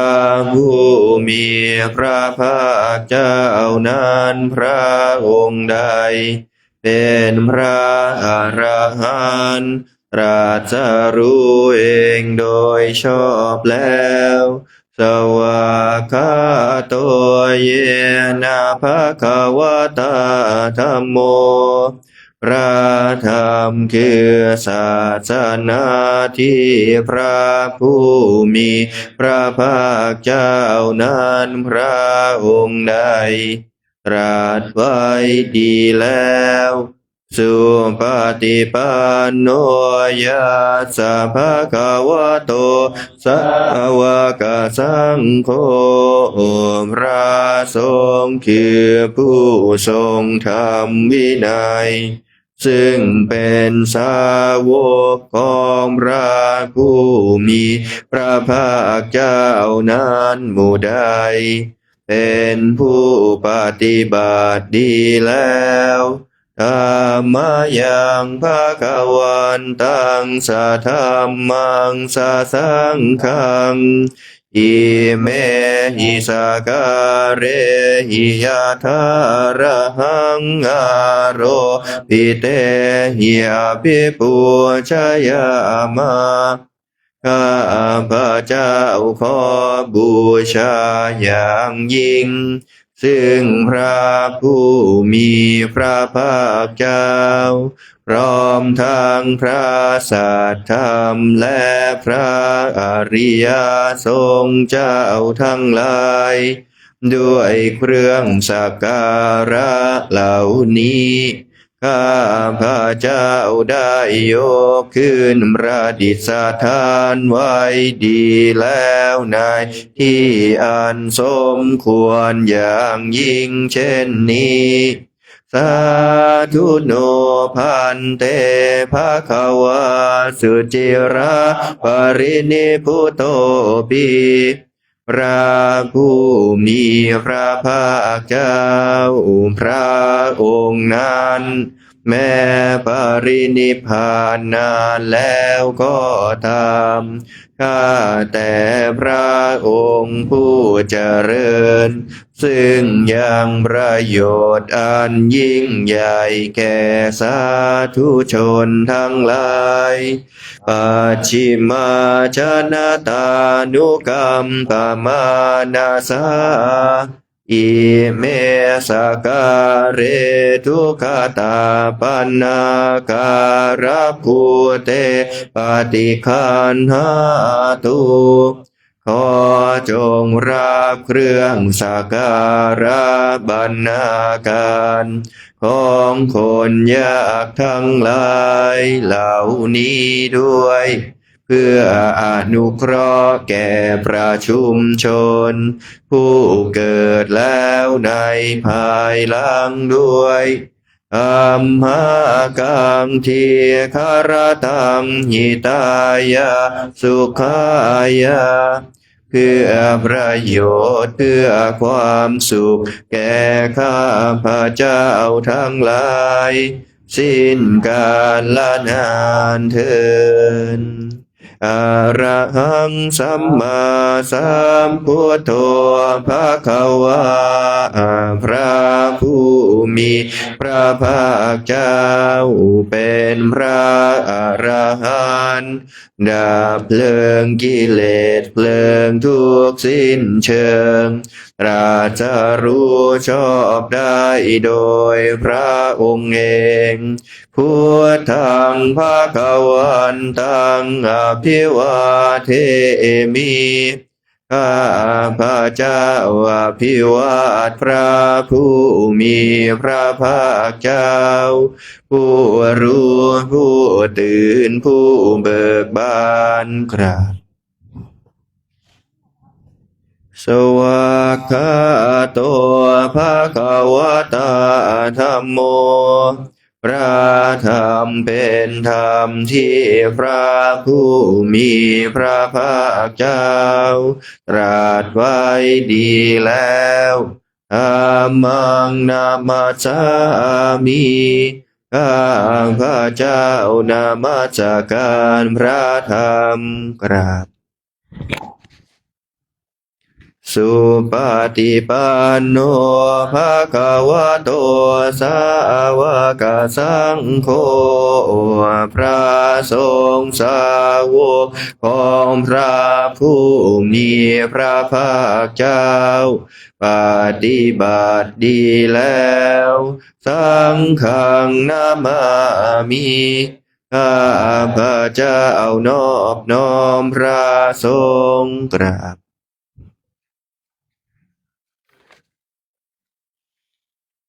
หันธรรมยังพุทธัสสะภะคะวะโตปุพพาคณมการังกะโรมาเสนะโมตัสสะภะคะวะโตอะระหะโตสัมมาสัมพุทธัสสะนะโมตัสสะภะคะวะโตอะระหะโตสัมมาสัมพุทธัสสะนะโมตัสสะภะคะวะโตอะระหะโตสัมมาสัมพุทธัสสะขอนอบน้อมแด่พระผู้มีพระภาคเจ้าพระองค์นั้นซึ่งเป็นผู้ไกลจากกิเลสตรัสรู้ชอบได้โดยพระองค์เองหันธรรมยังพุทธานุสตินายังกโรมาเสทังโคปานาภะคะวันตาเอวังกาลยานุกิตติสัตโตอะภุคโตก็กิตติสัพพัน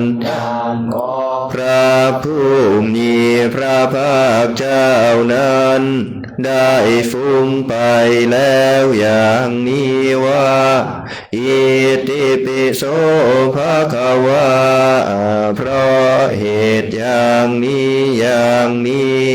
พระผู้มีพระภาคเจ้านั้นอรหังเป็นผู้ไกลจากกิเลสสัมมาสัมพุทโธเป็นผู้ตรัสรู้ชอบได้โดยพระองค์เองวิชาจารณะสัมปันโนเป็นผู้ถึงพร้อมด้วยวิชาและจารณะสุขโตเป็นผู้ไปแล้วด้วยดีโลกวิทูเป็นผู้รู้โลกอย่างแจ่มแจ้งอนุตตรปุริสธรรมสารถีเป็นผู้สามารถฝึกบุรุษที่สมควรฝึกได้อย่างไม่มีใครยิ่งกว่าสัทธาเทวมนุษย์สานัง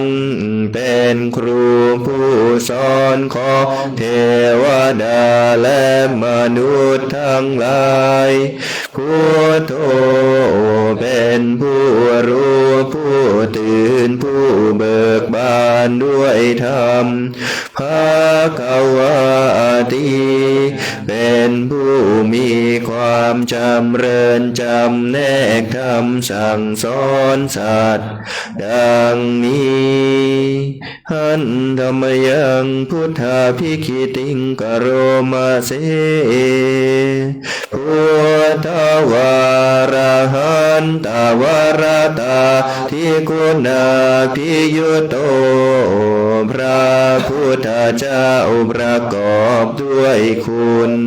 มีความประเสริฐแห่งอรหันตคุณเป็นต้นสุทธาภิญาณกรุณาหิสมาคตโตมีพระองค์อันประกอบด้วยพระญาณ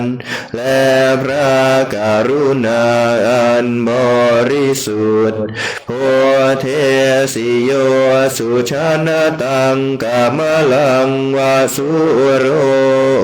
พระองค์ได้ทรงกระทำชนที่ดีให้เบิกบานดุจอาทิตย์ทำบัวให้บานวันธามหังตามรนังศิรสาชิเนนทังข้าพระเจ้าไหว้พระชินสีผู้ไม่มีกิเลสพระองค์นั้นด้วยเสียงกล่าวพุทโธโย สัพพปานินางสารนังเขมามุตตมังพระพุทธเจ้าพระองค์ใดเป็นสารณะอันเกษมสูงสุดของสัตว์ทั้งหลายปัทมานุสติทานังวันทามิตังสิเรนะหังข้าพระเจ้าว่าพระพุทธเจ้าพระองค์นั้นอันเป็นที่ตั้งแห่งความระลึกองค์ที่หนึ่งด้วยเสียงกล่าวพุทธาสาสมิทาโสวะพุทโธเมสามิกิจสโรข้าพระเจ้าเป็นทาสของพระพุทธเจ้า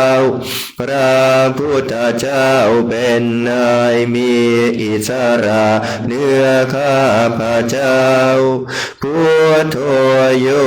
สัพปานินางสารนังเขมามุตตมังพระพุทธเจ้าพระองค์ใดเป็นสารณะอันเกษมสูงสุดของสัตว์ทั้งหลายปัทมานุสติทานังวันธรรมนิตังสิเรนะหังข้าพระเจ้าไหว้พระพุทธเจ้าพระองค์นั้น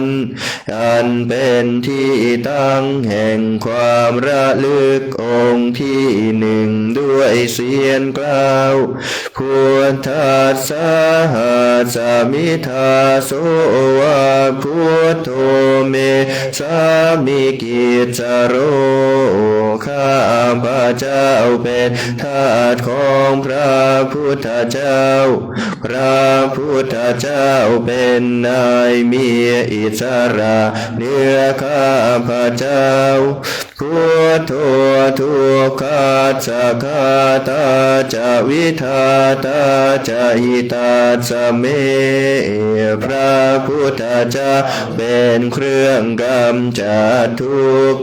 และทรงไว้ซึ่งประโยชน์แก่ข้าพระเจ้าพุทธัสสะหังนิยาเทมิสาริรันชีวิตันจิตังข้าพระเจ้ามอบกายถวายชีวิตนี้แด่พระพุทธเจ้าวันทันโตหังจาริสามิพุทธเสวะสุโพธิตังข้าพระเจ้าผู้ไว้อยู่จะประพฤติตามซึ่งความตรัสรู้ดีของพระพุทธเจ้านาทิเมสารนังอัญญาพุทโธเมสารนังวรังสารณะอื่นของข้าพระเจ้าไม่มีพระพุทธเจ้าเป็นสารณะอันประเสริฐของข้าพระเจ้าเอเตนะสัจวัชเชนะวัตยังสาธุสาสเนด้วยการกล่าวคำสัตย์นี้ข้าพระเจ้าพึงเจริญในพระศาสนาของพระศาสดาพุทธังเมวันธรรมาเนนะยังปุญญังปัสสุตังอิทาข้าพระเจ้าผู้ไว้อยู่ซึ่งพระพุทธเจ้าได้ควรควายบุญใดในบัดนี้สัพเพปิอันตรายาเมมาเหสุงตัสสะเตชะสาอันตรายทั้งปวงอย่าได้มีแก่ข้าพระเจ้า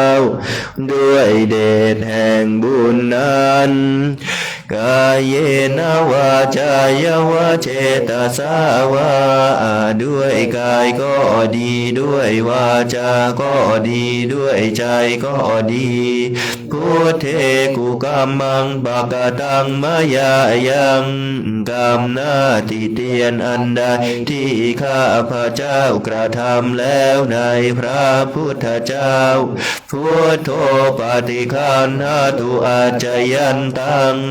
ขอพระพุทธเจ้าจงโทษซึ่งโทษล่วงเกินอันนั้นกาลันตะเรสังวริตุงวาพุทเทเพื่อการสำรวมระวังในพระพุทธเจ้าในการต่อไปหันนมยังธรรมานุสตินายังกโรมาเสสวากาโตภะคะวะตาธัมโมพระธรรมเป็นสิ่งที่พระผู้มีพระภาคเจ้าได้ตรัสไว้ดีแล้วสันทิฏฐิโกเป็นสิ่งที่ผู้ศึกษาและปฏิบัติพึงเห็นได้ด้วยตนเองอากาลิโกเป็นสิ่งที่ปฏิบัติได้และให้ผลได้ไม่จำกัดการเอหิปัสสิโกเป็นสิ่งที่ควรกล่าวกับผู้อื่นว่าท่านจงมาดูเถิดโอปานายิโกเป็นสิ่งที่ควรน้อมเข้ามาใส่ตัวปัจจตังเวทิตาโพวินยูหิติเป็นสิ่งที่ผู้รู้ก็รู้ได้เฉพาะตนดังนี้หันธรรมยังธรรมาภิกขิติงกโรมาเสสวากาตาตาทิโกนโยกาวาเสนาสยโยพระธรรมเป็นสิ่งที่เพราะประกอบด้วยคุณคือความที่พระผู้มีพระภาคเจ้าตรัสไว้ดีแล้วเป็นต้นโยมัคคปะกะปริยัติวิโมกขเพโทเป็นธรรมจำแนกเป็นมรรคผลปริยัติและนิพพานธัมโมกุโลกปตานาตถาธาริธารีเป็นธรรมทรงไว้ซึ่งผู้ทรงธรรมจากการตกไปสู่โลกที่ชั่ววันธามหังตามหารังวรธรรมเมตังข้าพระเจ้าไหว้พระธรรมอันประเสริฐนั้นอันเป็นเครื่องขัดเสียซึ่งความมืดสัมโมโยสัพพปานินังสารนังเขมามุตตมังพระธรรมได้เป็นสารณะอันเกษมสูงสุดของสัตว์ทั้งหลายทุติยานุสติทานังวันธรรมิตังสิเรนะหังข้าพระเจ้าไหว้พระธรรมนั้นอันเป็นที่ตั้งแห่งความระลึกองค์ที่สองด้วยเสียงกล่าวธรรมะสาหาจามิทาโสวะธรรมโมเมสามิกิจจโรข้าพระเจ้าเป็นทาสของพระธรรม พระธรรมเป็นมีอิสระเหนือข้าพระเจ้าธัมโมทุกขาสักขาตาจาวิทาตาจาหิตาสเมพระธรรมเป็นเครื่องกำจัดทุกข์และทรงไว้ซึ่งประโยชน์แก่ข้าพระเจ้าธรรมัสสาหังนิยาเทมิสาริรันชิเวตันจิทังข้าพระเจ้ามอบกายถวายชีวิตนี้แด่พระธรรมวันทันจริสามิเสวสุธรรมตังข้าพระเจ้าผู้ไว้อยู่จะประพฤติตามซึ่งความเป็นธรรมดีของพระธรรมนัตถิเมสารนังอัญญังธรรมโมเมสารนังวรังสารณะอื่นของข้าพระเจ้าไม่มีพระธรรมสารณะอันประเสริฐของข้าพระเจ้าเอเตนะสัจวัชเชนะวัตตายังสัตถุสาสเนด้วยการกล่าวคำสัตย์นี้ข้าพระเจ้าพึงเจริญในพระศาสนาของพระศาสดาธัมมังเมวันธรรมาเนนะยังปุญญังปัสสุตังอิทาข้าพระเจ้าผู้ไว้อยู่ซึ่งพระธรรมได้บุญใดในบาทนี้สัพเพปิอันตรายาเมมาเหสุงตาสเตชะสาอันตรายทั้งปวงอย่าได้มีแก่ข้าพระเจ้าด้วยเดชแห่งบุญนั้นกายเยนะวาจายวาเจตสาวาด้วยกายก็ดีด้วยวาจาก็ดีด้วยใจก็ดีธรรมเมกุกรรมังปะกตังมายายังกรรมนาติเตียอันใดที่ข้าพระเจ้ากระทำแล้วในพระธรรมธัมโมปฏิคันหตุอัจจยันตังขอพระธรรมจงงดซึ่งโทษล่วงเกินอันนั้นกาลันตะเรสังวริตุงวะธรรมเมเพื่อการสำรวมระวังในพระธรรมในการต่อไปหันธรรมยังสังขานุสตินยังกโรมาเสสุ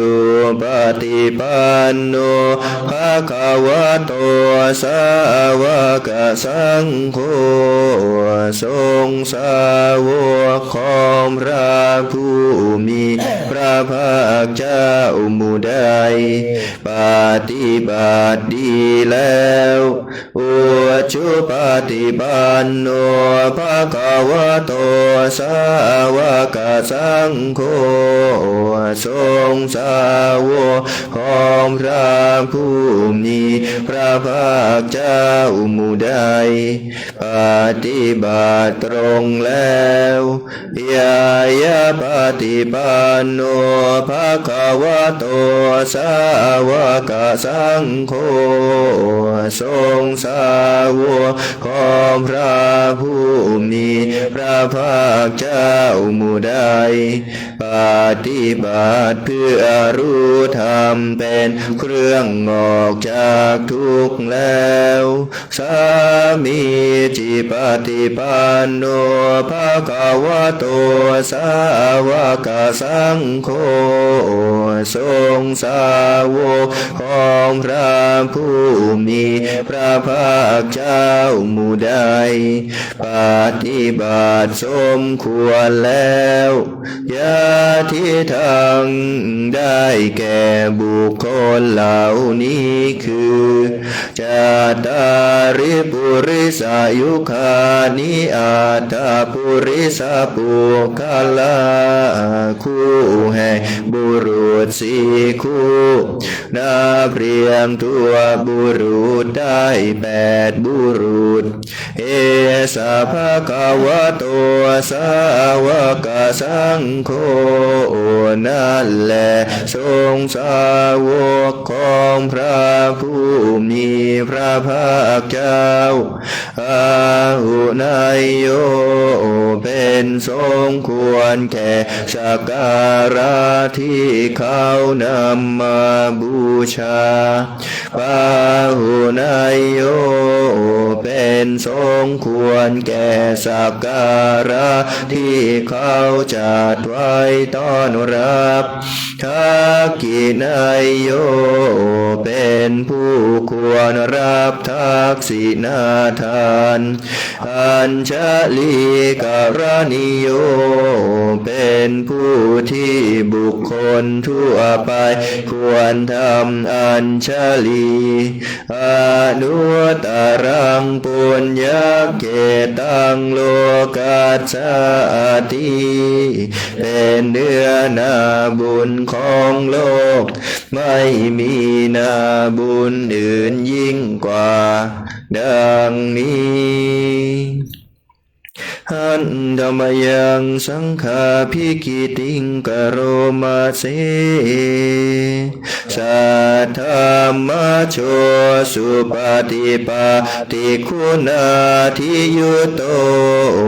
พระสงฆ์ที่เกิดโดยพระสัทธรรมประกอบด้วยคุณมีความปฏิบัติดีเป็นต้นโยธาภิโทอริยปุคลสังฆเสโทเป็นหมู่แห่งพระอริยบุคคลนั้นประเสริฐ8จำพวกศีลาทิธรรมปวาราสยกายจิตโตมีกายและจิตอานาศัยธรรมมีศีลเป็นต้นนาบวรวันธามหังตามริยานาคานังสุทังข้าพระเจ้าไหว้หมู่แห่งพระอริยเจ้าเหล่านั้นอันบริสุทธิ์ด้วยดีสังโฆโยสัพพปานินางสารนังเขมามุตตมัง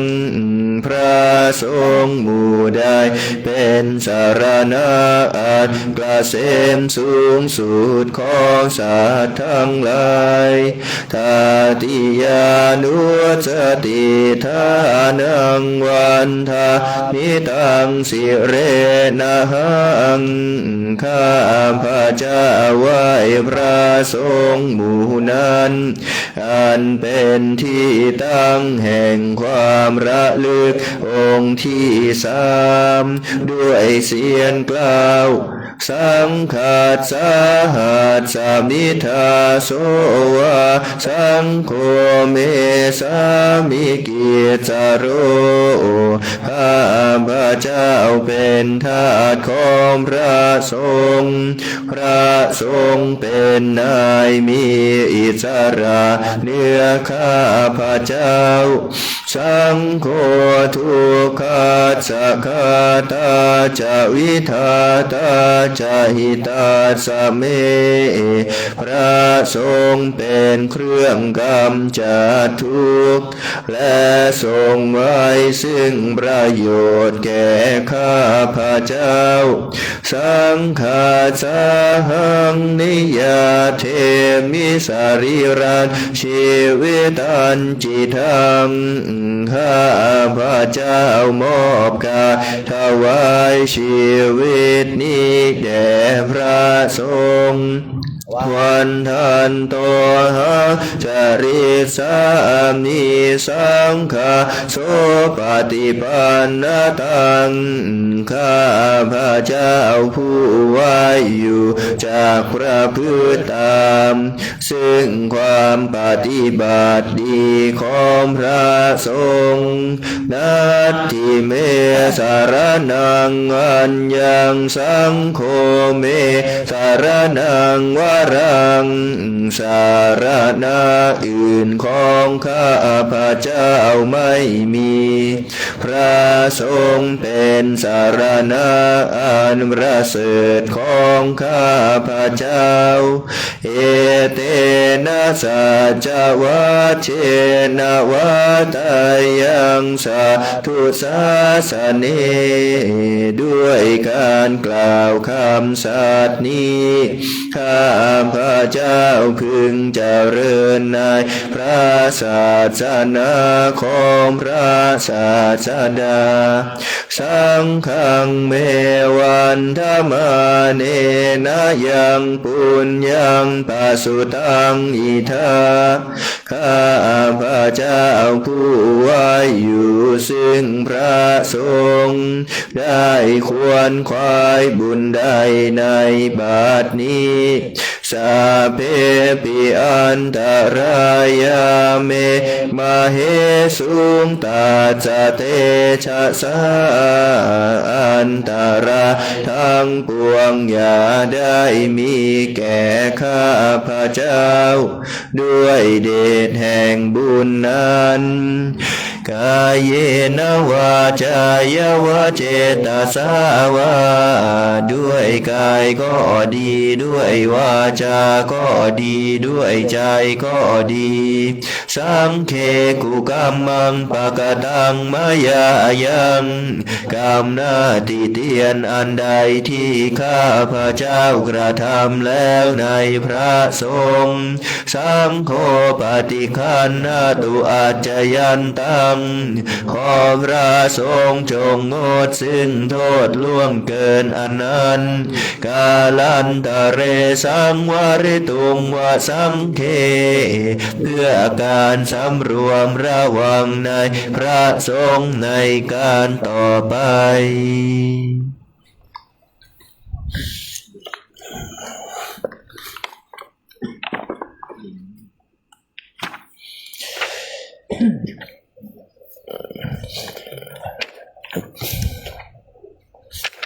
เปิดหนังสือไปหน้า110ครับ110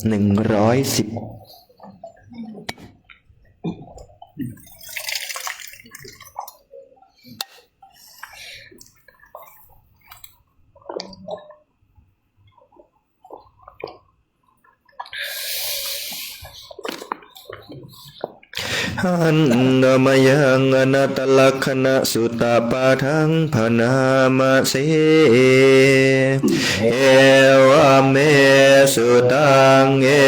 กาสมัยยังภะคะวะภาราณสียังวิหารติอิสิปตาเนมิกตาเยตาตระโคภะคะวะปัญจวัคคีเยภิกขุอามันเตสีข้าพระเจ้าคือพระอานนท์ได้สดับมาอย่างนี้สมัยหนึ่งพระผู้มีพระภาคเจ้าเสด็จประทับอยู่ที่ป่าอิสิปตนามฤคทายวันใกล้เมืองพาราณสี ในเวลานั้นพระองค์ได้ตรัสเตือนพระภิกษุ ปัญจวัคคีวารูปังภิกขเวอนัตตารูปัญจหิทาภิกขเวอัตตาอภเวสนายิทังรูปังอาภาทายสังวาตายลาเพทาจารูเปเอวังเมรูปังโหตุเอวังเมรูปังมาอโหสิติดูก่อนภิกษุทั้งหลายรูปคือร่างกายนี้ไม่ใช่ตัวตนก็หากว่ารูปนี้เป็นตัวตนแล้วไซรูปนี้ก็คงไม่เป็นไปเพื่ออาพาธทั้งยังจะได้ตามความปรารถนาในรูปว่าขอรูปของเราจงเป็นอย่างนี้เถิดอย่าได้เป็นอย่างนั้นเลยยะสมาจะโกภิกขเวรูปังทัสสมารูปังอาภาทายสังวาตตินาจลาภติรูเปเอวังเมรูปังโหตุเอวังเมรูปังมาอโหสิติดูก่อนภิกษุทั้งหลายก็เพราะเหตุที่รูปไม่ใช่ตัวตนรูปจึงเป็นไปเพื่ออาพาธและไม่ได้ตามความปรารถนาในรูปว่าขอรูปของเราจงเป็นอย่างนี้เถิดอย่าได้เป็นอย่างนั้นเลยเวทนาอนัตตาเวทนาจะหิทังภิกขเวอัตตาอภเวสนายิทังเวทนาอาภาทายสังวาทายลาเพทาจะเวทนายะเอวังเมเวทนาโหตุเอวังเมเวทนามาอโหสิติดูก่อนภิกษุทั้งหลายเวทนาคือความรู้สึกอารมณ์ไม่ใช่ตัวตนก็หากว่าเวทนานี้เป็นตัวตนแล้วไซเวทนานี้ก็คงไม่เป็นไปเพื่ออาพาธทั้งยังจะได้ตามความปรารถนาในเวทนาว่าขอเวทนาของเราจงเป็นอย่างนี้เถิดอย่าได้เป็นอย่างนั้นเลยยาสมาจะโกภิกขเวเวทนาอนัตตาตัสสมาเวทนาอาภาทายสังวาตตินาจลาภติเวทนายะเอวังเมเวทนาโหตุเอวังเมเวทนามาอโหสิติดูก่อนภิกษุทั้งหลายก็เพราะเหตุที่เวทนานั้นไม่ใช่ตัวตนเวทนาจึงเป็นไปเพื่ออาพาธและไม่ได้ตามความปรารถนาในเวทนาว่าขอเวทนาของเราจงเป็นอย่างนี้เถิดอย่าได้เป็นอย่างนั้นเลยสัญญาอนัตตาสัญญาจะหิทังภิกขเวอัต ตาภเวสนายิทังสัญญาอาภาทายาสังวาตายาลาเพทาจะสัญญายะเอวังเมสัญญาโหตุเอวังเมสัญญามาโหสิติดูก่อนภิกษุทั้งหลายสัญญาคือความจำไม่ใช่ตัวตนก็หากว่าสัญญานี้เป็นตัวตนแล้วไซสัญญานี้ก็คงไม่เป็นไปเพื่ออาพาธทั้งยังจะได้ตามความปรารถนาในสัญญาว่าขอสัญญาของเราจงเป็นอย่างนี้เถิดอย่าได้เป็นอย่างนั้นเลย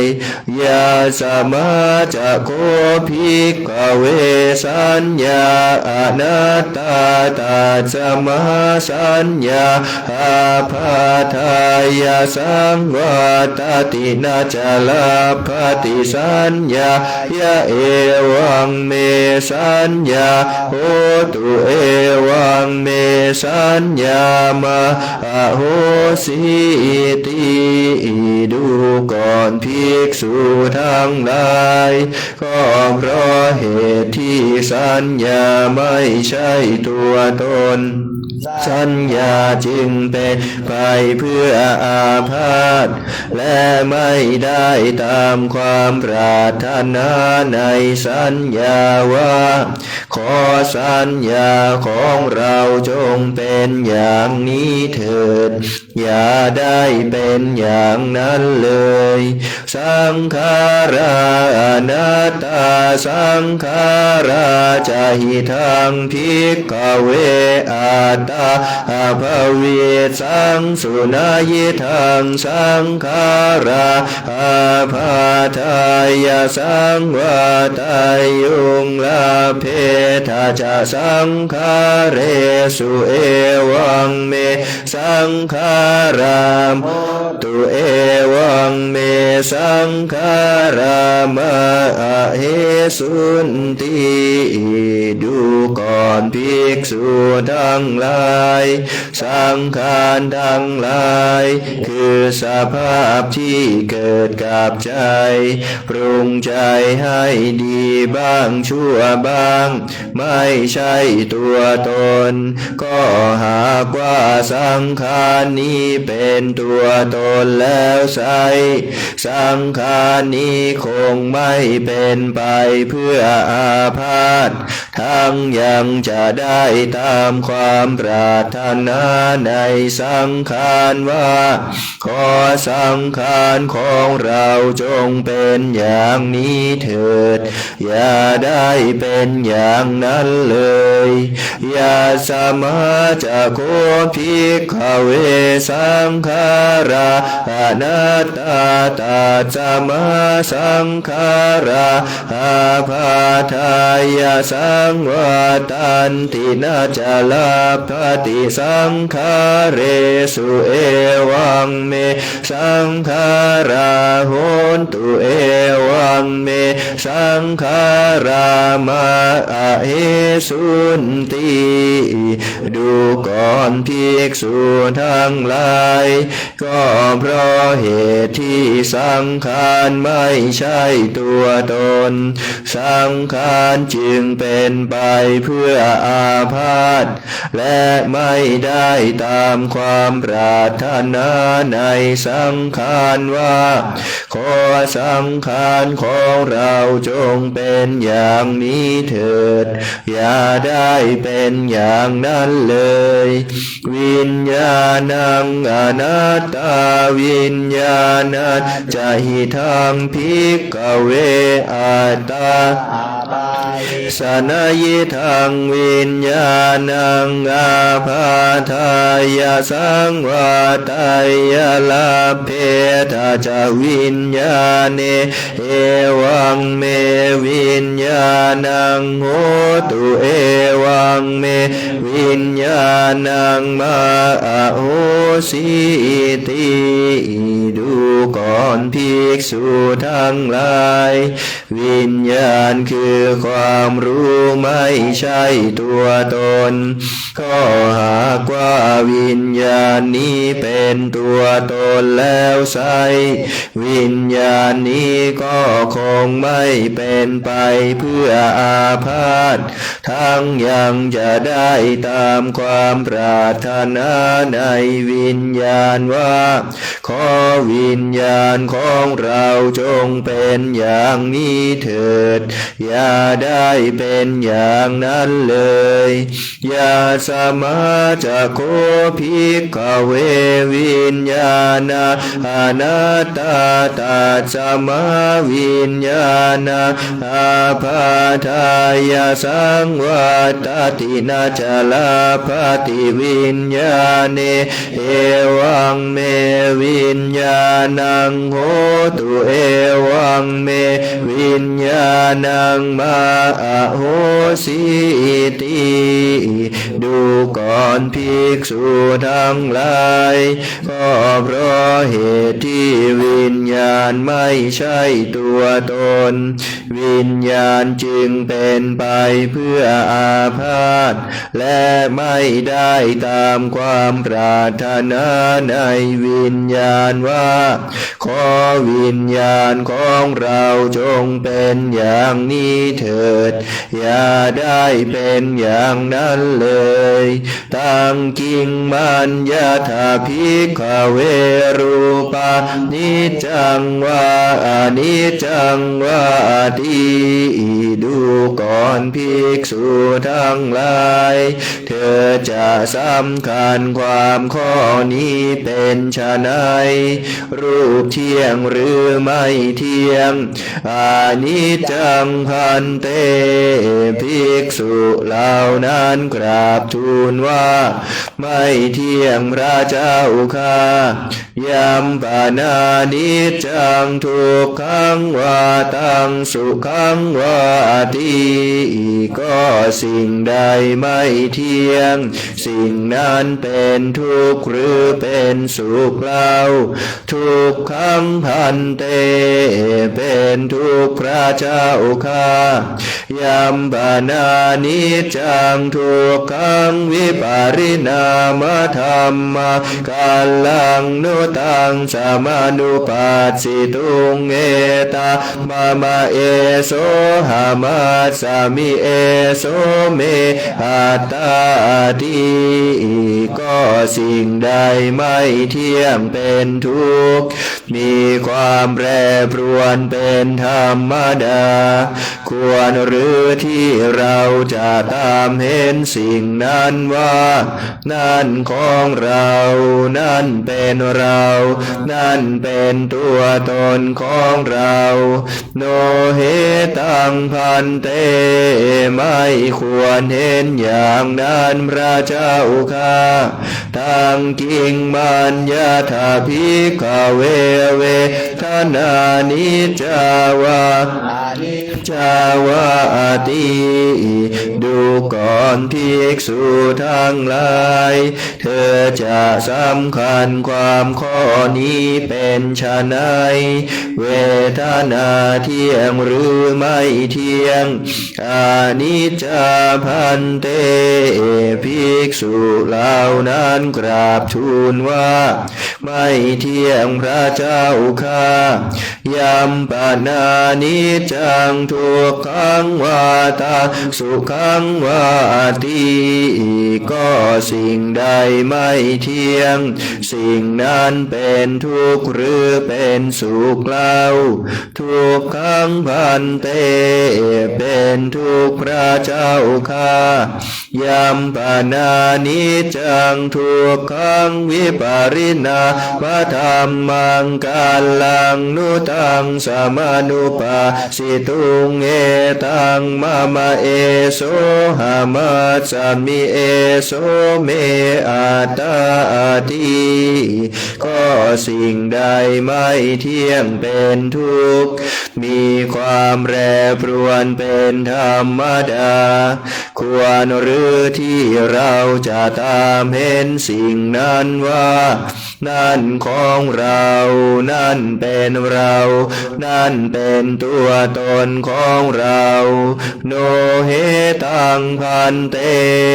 ไม่ควรเห็นอย่างนั้นพระเจ้าข้าตังกิงมัญญาถาภิกขเวสัญญานิจจาวานิจจาวาติดูก่อนภิกษุทั้งหลายเธอจะสำคัญความข้อนี้เป็นไฉนสัญญาเที่ยงหรือไม่เที่ยงอานิจจาพันเตภิกษุเหล่านั้นกราบทูลว่าไม่เที่ยงพระเจ้าข้ายัมปนานิจจังทุกขังวาตังสุขังวาติก็สิ่งใดไม่เที่ยงสิ่งนั้นเป็นทุกข์หรือเป็นสุขเล่าทุกขังพันเตเป็นทุกข์พระเจ้าข้ายัมปนานิจจังทุกขังวิปาริณามธัมมังกาลานุตังสมานุปัสสิตุงเอตังมะมะเอโสหามัสสมิเอโสเมอัตตาติก็สิ่งใดไม่เที่ยงเป็นทุกข์มีความแปรปรวนเป็นธรรมดาควรหรือที่เราจะตามเห็นสิ่งนั้นว่านั่นของเรานั่นเป็นเรานั่นเป็นตัวตนของเราโนเหตังพันเตไม่ควรเห็นอย่างนั้นพระเจ้าข้า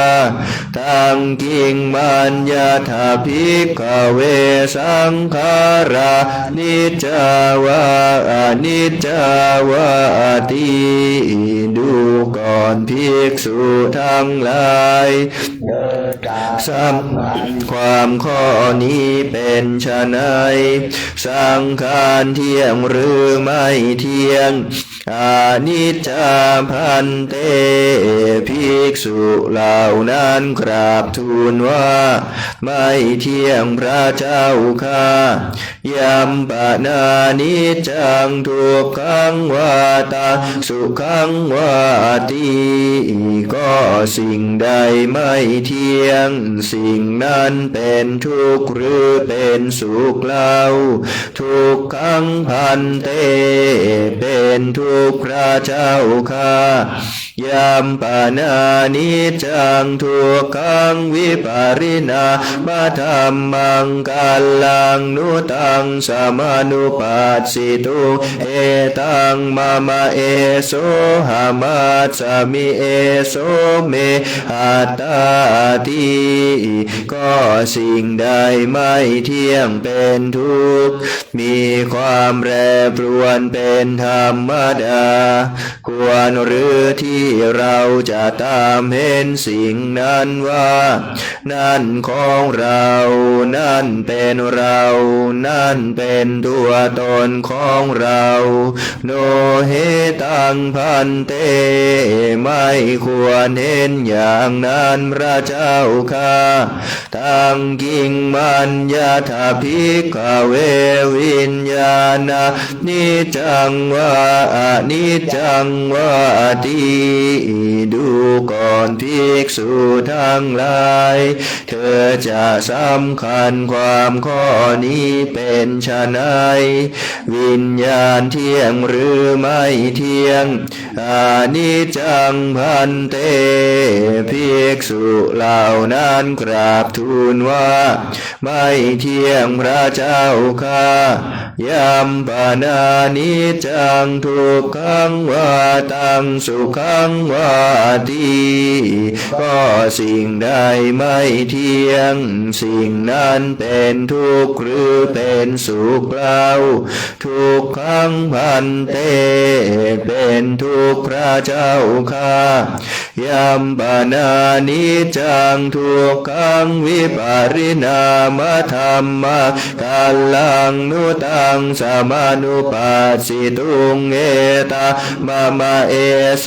หามัสสมิเอโสเมอาตาติก็สิ่งใดไม่เที่ยงเป็นทุกข์มีความแปรปรวนเป็นธรรมดาควรหรือที่เราจะตามเห็นสิ่งนั้นว่านั่นของเรานั่นเป็นเรา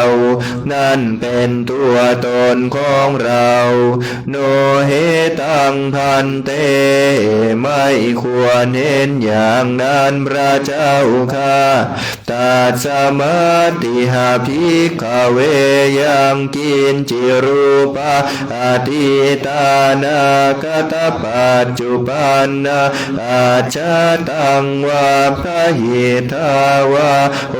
ลาริกังวาสุขุมังวาหินังวาปณิตังวายันทุเรสันติเกวาดูก่อนภิกษุทั้งหลายก็เพราะเหตุนั้นแลรูปอย่างใดอย่างหนึ่งทั้งที่เป็นอดีตอนาคตและปัจจุบันภายในก็ตามภายนอกก็ตามหยาบก็ตามละเอียดก็ตามเลวก็ตามระณีตก็ตามอยู่ไกลก็ตามอยู่ใกล้ก็ตามสัพพังรูปังเนตังมะมะเนโสหามัสสมินาเมโสอาตาติเอวะเมตังยะถาภูตังปัญญายะทัพทัพพังรูปทั้งหมดนั้นเธอทั้งหลายพึงเห็นด้วยปัญญาอันชอบตามความเป็นจริงอย่างนี้ว่านั่นไม่ใช่ของเรานั่นไม่ใช่เป็นเรานั่นไม่ใช่ตัวตนของเรายากาจิเว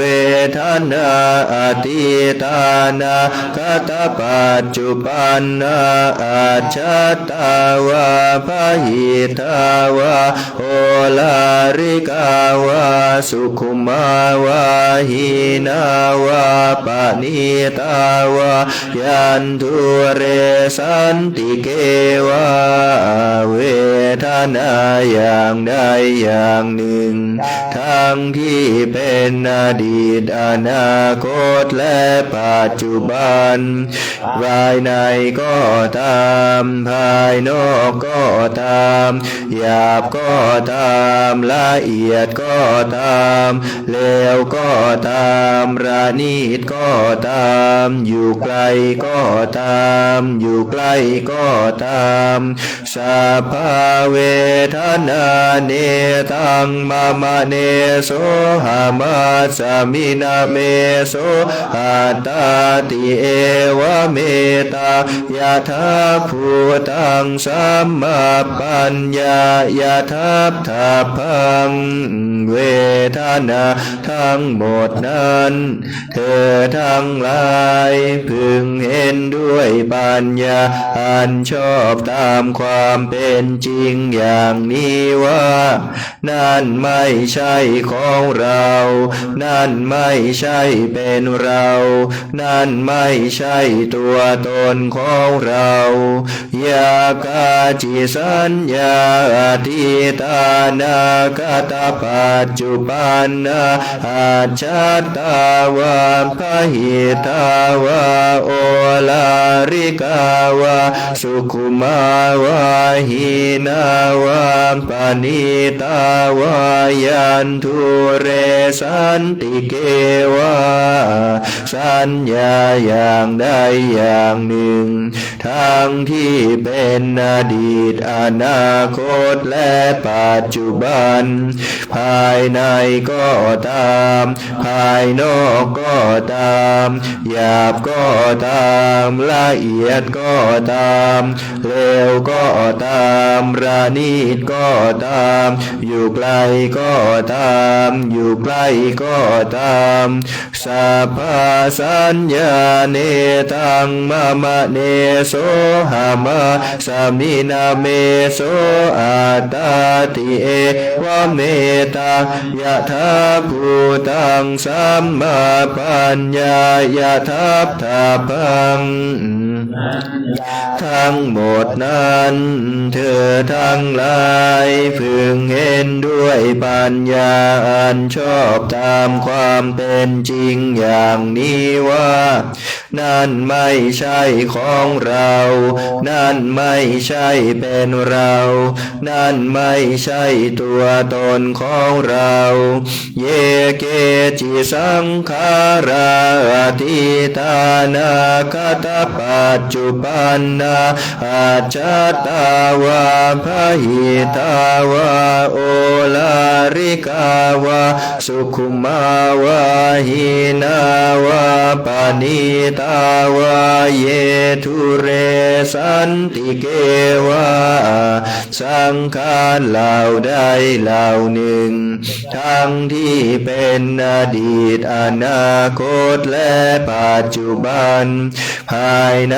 ก็ตามภายนอกก็ตามหยาบก็ตามละเอียดก็ตามเลวก็ตามระณีตก็ตามอยู่ไกลก็ตามอยู่ใกล้ก็ตาม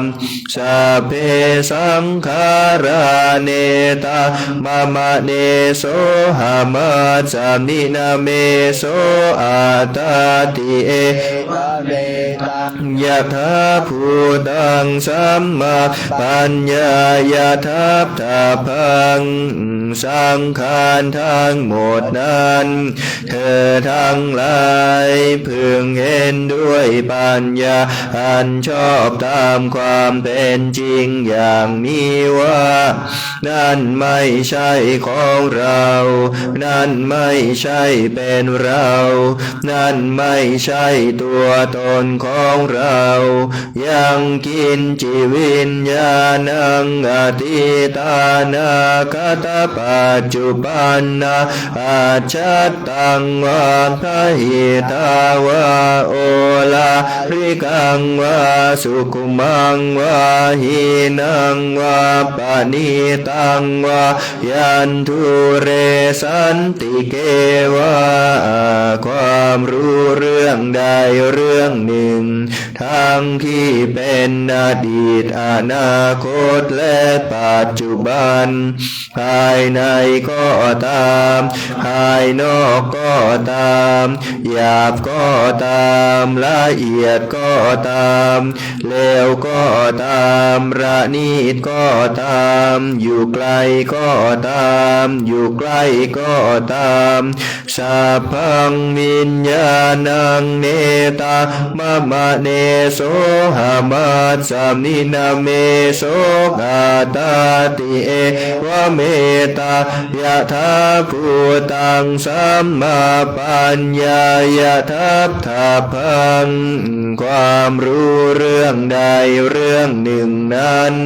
เธอทั้งหลายพึงเห็นด้วยปัญญาอันชอบตามความเป็นจริงอย่างนี้ว่า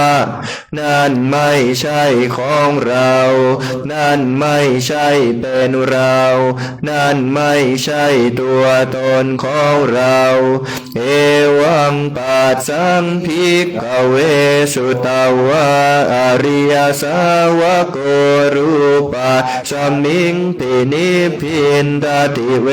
ทนายาปินิพินดาติสัญญายาปินิพินดาติสังขารเรสุปินิพินดาติวิญญาณสมิงปินิพินดาติดูก่อนภิกษุทั้งหลายอริยสาวกผู้ได้สดับแล้วอย่างนี้ย่อมเบื่อหน่ายในรูปย่อมเบื่อหน่ายในเวทนาย่อมเบื่อหน่ายในสัญญาย่อมเบื่อหน่ายในสังขารย่อมเบื่อหน่ายในวิญญาณนิพพินทางวิราชติวิราคาวิมุจจติเมื่อเบื่อหน่ายย่อมคลายกำหนัดเพราะสิ้นกำหนัดจิตก็หลุดพ้นวิมุตตาจามิงวิมุตตามิติญาณโห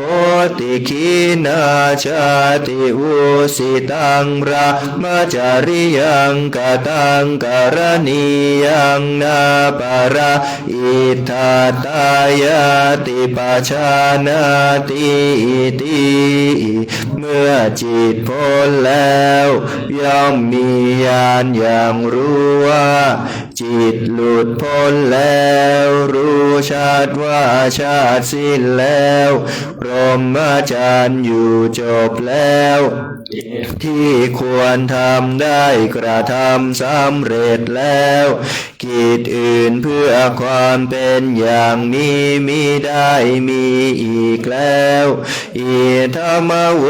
จะภะคะวะธัมมนาปัญจวัคคียาภิกขุภะคะวะโตภาสิตังอภินันทุงพระผู้มีพระภาคเจ้าได้ตรัสอนัตตลักขณสูตรนี้จบลงพระภิกษุปัญจวัคคีย์ต่างก็มีใจยินดีชื่นชมในพระภาสิทธิ์ของพระผู้มีพระภาคเจ้าอิมาสมินจะปานวัยยาการณัสสมิงพันยมาเน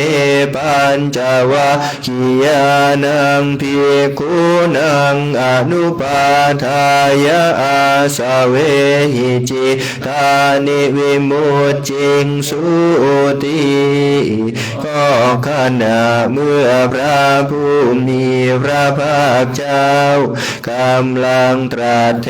ศนาพระภาสิทธินี้อยู่พระภิกษุปัญจวัคคีย์ก็มีจิตหลุดพ้นแล้วจากอาสวะกิเลสที่เป็นผลแห่งความชินแห่งการเกิดกิเลสทั้งหลายเพราะไม่ยึดมั่นถือมั่นด้วยอุปาทานดังนี้แลเปิดหนังสือย้อนกลับไปหน้า95ครับกรวดน้ำตอนเย็นหันธมยังอุทิศนาทิฐานคาทายโยพนามาเสอิมินาปุญญากรรมเมนาด้วยบุญนี้อุทิศให้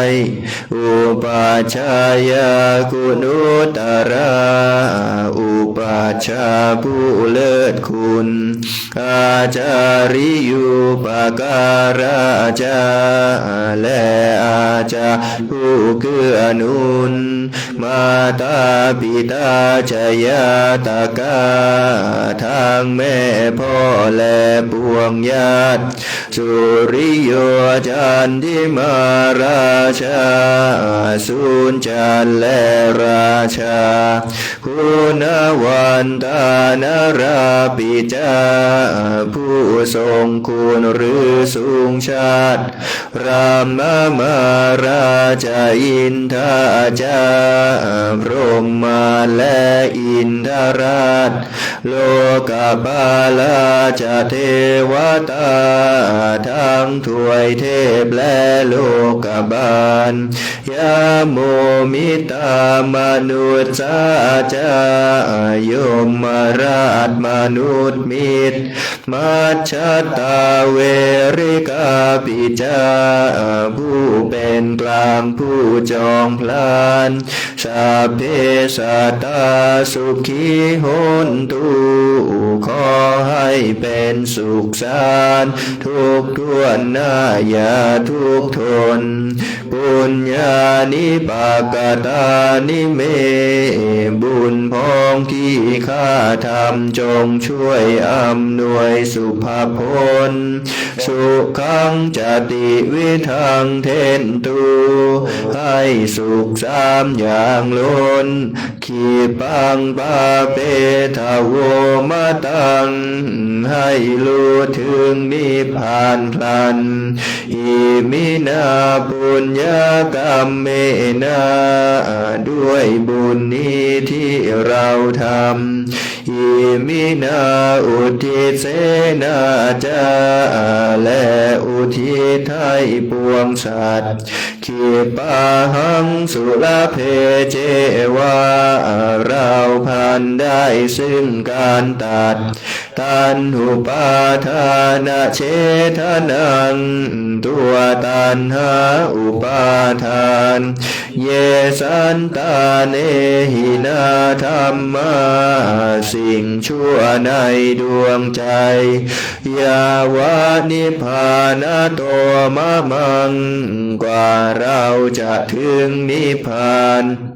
นาสันตุสัพพทาเยวามาลายสิ้นจากสันดานยะถาชาโตภะเวภะเวทุกภพที่เราเกิดอุจุจิตังสติปัญญามีจิตตรงและสติทั้งปัญญาอันประเสริฐสันเลโควิริยมหินาพร้อมทั้งความเพียรเลิศเป็นเครื่องขูดกิเลสหายมาราลพันตุโนกาสังโอกาสจะพึงมีแก่หมู่มารสิ้นทั้งหลายกาตุนจาวิริเยสุเมเป็นช่องประทุษร้ายทำลายล้างความเพียรจมพุทธาทิปาวโรนาโทพระพุทธผู้บวรนาถธรรมโมนาโทวรุตโมพระธรรมที่พึงอุดมนาโทปัจเจกพุทโธจาพระปัจเจกพุทธสมสังโฆนาโทตโรมะมังโทพระสงฆ์ที่พึงมายองเตโสตมานุภาเวนะด้วยอนุภาพนั้นมาโรกาสังละพันตุมาขอหมู่มารอย่าได้ช่องทัสสะปุญญานุภาเวนะด้วยเดชบุญทั้งสี่ปองมาโรกาสังละพันตุมาอย่าเปิดโอกาสแก่มารเถิดพุทธาราธนานังธัมมาราธนานังสังฆาราธนานังอัปปมาโนพุทโธอัปปมาโนธัมโมอัปปมาโนสังโฆนะโมพุทธายะนะโมธัมมายะนะโมสังขายะพุทโธเมนะโธธัมโมเมนะโธสังโฆเมนะโธพุท ทธบูชาธัมมบูชาสังฆบูชานิพพานปัจจโยโหตุข้าพระเจ้าทั้งหลายขออาราธนาคุณพระพุทธคุณพระธรรมคุณพระสงฆ์อันนับประมาณมิได้มาเป็นที่พึ่งที่ระลึกถึงจงช่วยอภิบาลรักษากายวาจาใจของข้าพระเจ้าทั้งหลายให้ตั้งมั่นอยู่ด้วยธรรมเจริญไปด้วยธรรมพร้อมทั้งให้เจริญด้วยสติปัญญาญาณเข้าถึงธรรมอันเป็นเครื่องพ้นทุกข์ให้ถึงซึ่งสันติสุขเป็นผู้รู้ผู้ตื่นผู้เบิกบานโดยไพบูลย์ทุกประการและจงยังประโยชน์ให้ถึงพร้อมทั้งส่วนตนบุคคลอื่นชีวิตอื่นอันเป็นเพื่อนทุกข์เกิดแก่เจ็บตายด้วยการทั้งหมดทั้งสิ้นตลอดกาลและนานเทอญ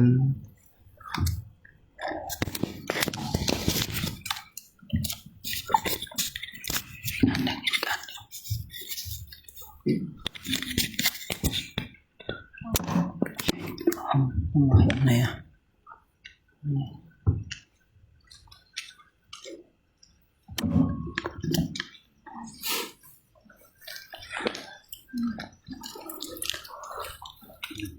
เดี๋ยวเรานั่งบำเพ็ญเปลี่ยนภาวนากันสักระยะหนึ่งนะ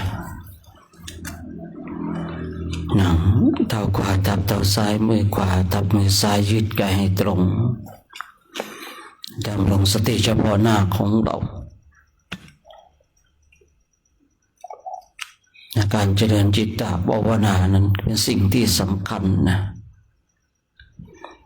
แต่ว่าการสร้างคุณงามความดีนั้นย่อมมีอุปสรรคเสมอ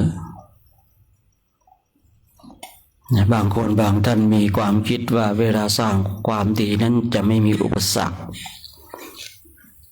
การสร้างคุณงามความดีเรามีอุปสรรคมากเหลือเกินเนี่ยคนที่ทำสิ่งที่ไม่ดีเนี่ยมันไร้อุปสรรคแต่คนที่ทำสิ่งดีๆนั้นมันมีอุปสรรคมากเนี่ยบางทีอุปสรรคแต่ละอย่างนั้นเนี่ยแทบเอาชีวิตไม่รอดเนี่ยไม่มีใครที่เกิดมาบนโลกนี้ไม่มีอุปสรรคทั้งหลายจะมีมากมีน้อยก็เท่านั้นเองยิ่งถ้าบางผู้มันเป็นเพียรเฉื่อยเช่นเราเนี่ยอุปสรรคที่น่ากลัวก็คือใจของตนเองใจของตัวของเราเองนี่แหละที่น่ากลัวที่สุดเลยจึงไม่ต้องแปลกใจที่พระเจ้าของเราท่านทั้งหลายทรงได้ตรัสใจเป็นใหญ่ใจเป็นประธานทุกสิ่งทุกอย่างก็จะสำเร็จได้ด้วยใจใจนี้ไม่มีรูปร่างไม่มีตัวตนแต่มีอำนาจเหลือเกิน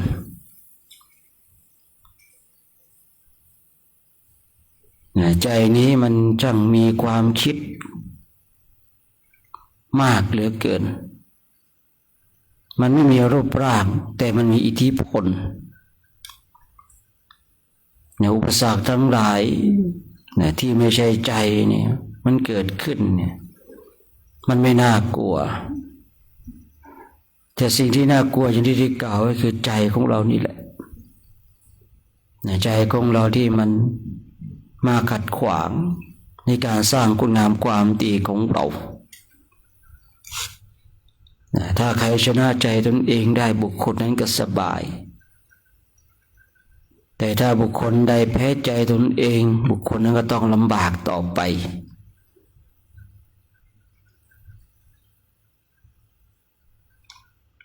ในการที่เรามานั่งบำเพ็ญเพียรภาวนาเนี่ยเพื่อการชนะใจนะถ้าเราสามารถชนะใจตัวเองได้เราก็สามารถเอาชนะกิเลสได้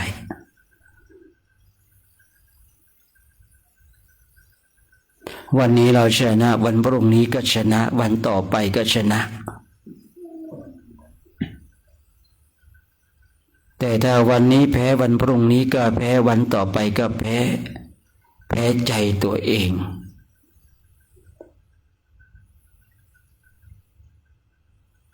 ยิ่งผู้ที่ฝึกฝนอบรมจิตตภาวนาเช่นเราเนี่ยต้องชนะใจตนเองให้ได้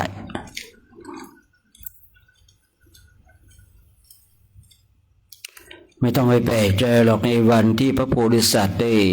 ทรงอธิษฐานลอยถาดทองคำเป็นปริศนาธรรมที่เราจะต้องมาทวนกระแสของโลกแต่อยู่บนโลกนี้ได้อย่างสบายใจ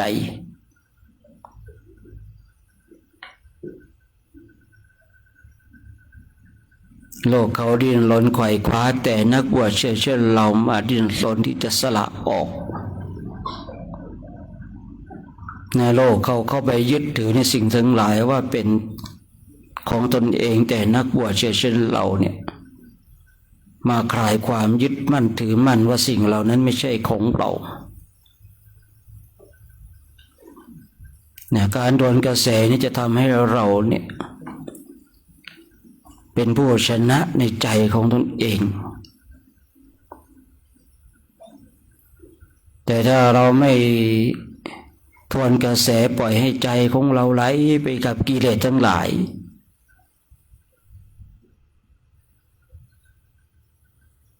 เราก็ต้องตกเป็นทาสของมารต่อไปต้องตกอยู่ในวังวนแห่งการเวียนว่ายตายเกิดตลอดไป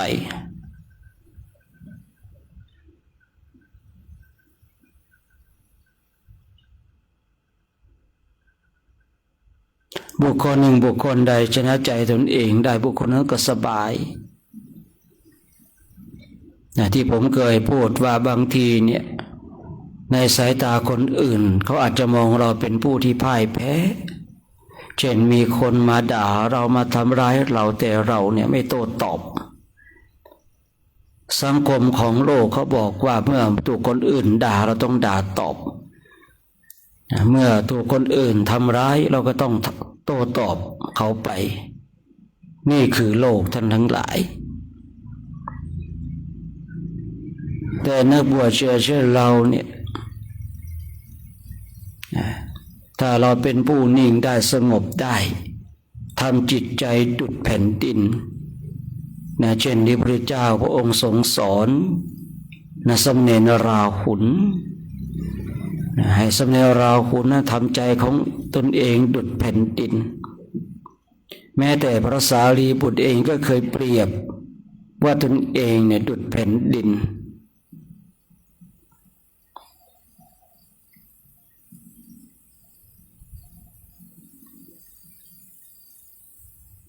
ทำไมจึงเปรียบตัวเองดุจแผ่นดินเพราะแผ่นดินนี้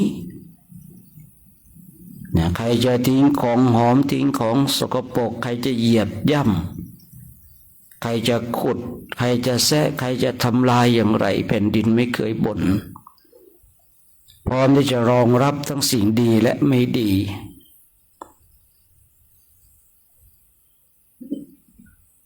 จึงไม่ต้องแปลกใจหรอกว่าทำไมพระพุทธเจ้าพระองค์ต้องสอนสมณเณรราหุลเช่นนั้นจึงไม่ต้องแปลกใจหรอกว่าทำไมพระสารีบุตรเปรียบตนเองดุจแผ่นดิน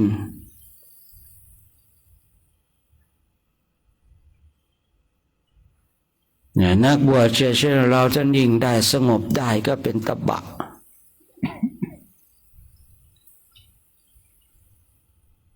ลัทธิทั้งหลายสอนว่าการทรมานตนเป็นตบะแต่พุทธศาสนาสอนใครมีขันติได้คนนั้นมีตบะมีความอดทนตบะจะเกิดขึ้นได้นั้นเนื่องด้วยการสะสมหล่อหลอม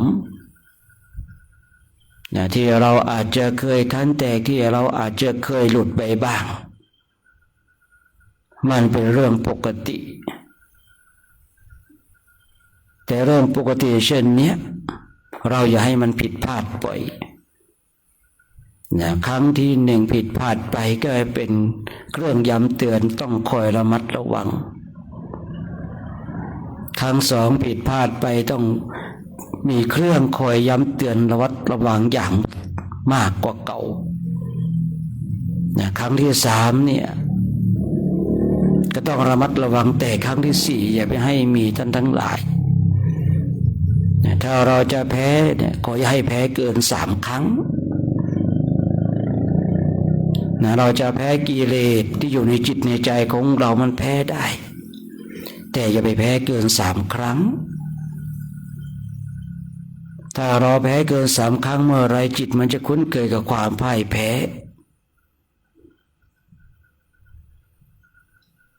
เมื่อจิตของบุคคลใดเนี่ยคุ้นเคยกับความพ่ายแพ้ความอ่อนแอก็จะบังเกิดขึ้นแต่เมื่อใดก็ตามที่เราเป็นผู้ที่พ่ายแพ้เราจะคอยเตือนตัวเองบอกตัวเองว่าต้องคอยระมัดระวังอย่าเป็นคนขี้แพ้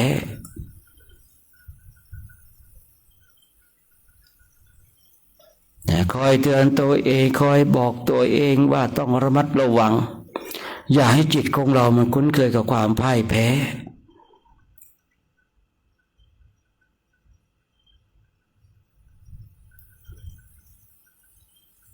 การที่เราฝึกฝนอบรมที่ได้กล่าวเมื่อสักครู่นี้บางสิ่งบางอย่างเราอาจจะถูกคนทั้งหลายว่าเราเป็นผู้ที่พ่ายแพ้เช่นเขาด่าเราไม่ด่าตอบทางโลกเขาว่าเราพ่ายแพ้แต่ทางธรรมเราเป็นผู้ที่ชนะทางโลกที่ได้กล่าวเมื่อสักครู่นี้ต้องโต้ตอบ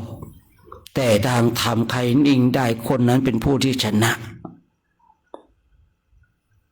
ไม่ใช่ชนะคนนั้นคนนี้แต่ชนะใจของเราเองที่เรามีความอดทนเมื่อเรามีความอดทนตบะก็จะบังเกิดขึ้น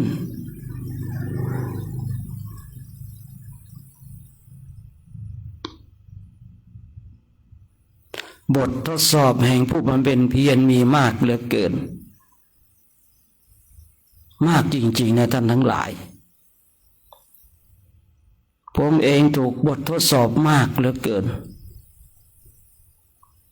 มาจนถึงวันนี้ผมทบทวนเรื่องราวแห่งบททดสอบของชีวิตผ่านมาได้แล้วมีความภาคภูมิใจ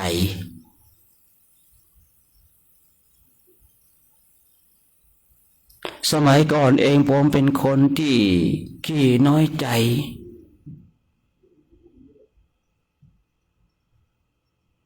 เราทำความดีเนี่ยเพื่อให้คนอื่นมายกยอปอปั้นมาชมเชย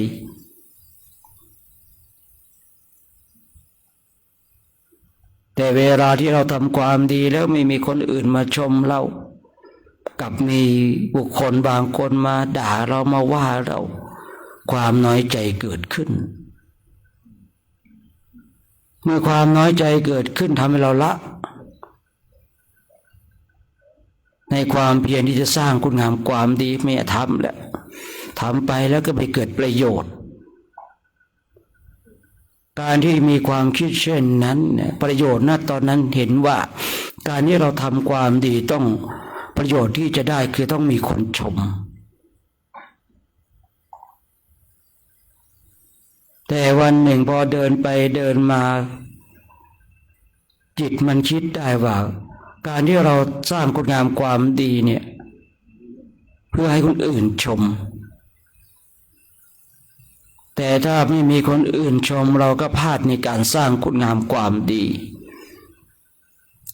การที่เราตั้งจิตไว้ผิดย่อมฆ่าตัวของเราเองฆ่าคุณงามความดีของเราเองตั้งแต่บัดนั้นจนถึงบัดนี้การสร้างคุณงามความดีสร้างกุศลทั้งหลายใครจะชมหรือไม่ชมใครจะขัดขวางใครจะด่า เราสามารถวางใจให้เป็นปกติได้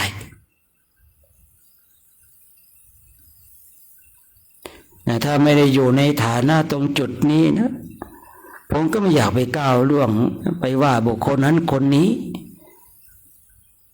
นะให้เกิดความขุ่นข้องหมองใจให้เกิดกรรมวิบากต่อกันแต่ทุกครั้งที่ผมจะตักจะเตือนจะพูดอะไรก็ตามผมพิจารณาโดยแยบคายแล้วเกิดประโยชน์มากกว่าเกิดโทษเจตนาคือต้องการที่จะบอกและเตือนสติเท่านั้นเองนะใช่ว่าตนเองมาอยู่ตรงจุดนี้แล้วทำอะไรก็ได้เปล่าเลยท่านทั้งหลายนะกว่าที่จะพูดกว่าที่จะทำสิ่งหนึ่งสิ่งใดพิจารณาโดยแยบคายเพราะผมเองก็อยากจะให้มันเกิดกรรมวิบากที่ไม่ดีต่อกันน้อยที่สุดแต่ใจของผมเองเนี่ยไม่เคยที่จะเกิดอคติกับบุคคลนั้นบุคคลนี้เนี่ยผมกล้าพูดมาหลายปีแล้วว่าผมไม่มีอคติแก่คนทั้งหลายแต่ในสายตาคนอื่นอาจจะคิดว่าผมมีอคติแต่ความเป็นจริงแล้วผมเนี่ย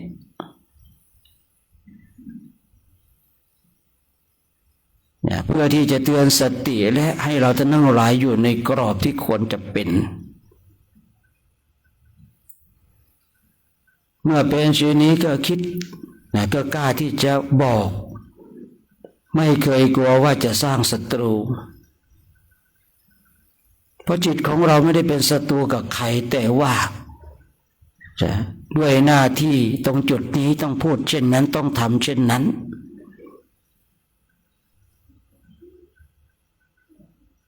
การสร้างคุณงามความดีของผมเลยมีหลักที่ชัดเจนคือทำดีเพื่อดีสร้างบุญสร้างบารมีเพื่อบุญและเพื่อบารมี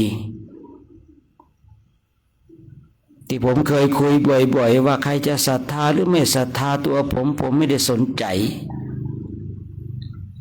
แต่ผมศรัทธาในการบวชของผมศรัทธาในการที่ตนเองสามารถครองสมณะความเป็นสมณะได้เรื่องใครจะเกลียดเรื่องของเขาเรื่องใครจะชอบก็เป็นเรื่องของเขาไม่ใช่เรื่องของเราเรื่องของเราคือเราต้องมารักษาธรรมของเรามาฝึกฝนมาอบรมมาบ่มนิสัยของเราด้วยตัวของเราเอง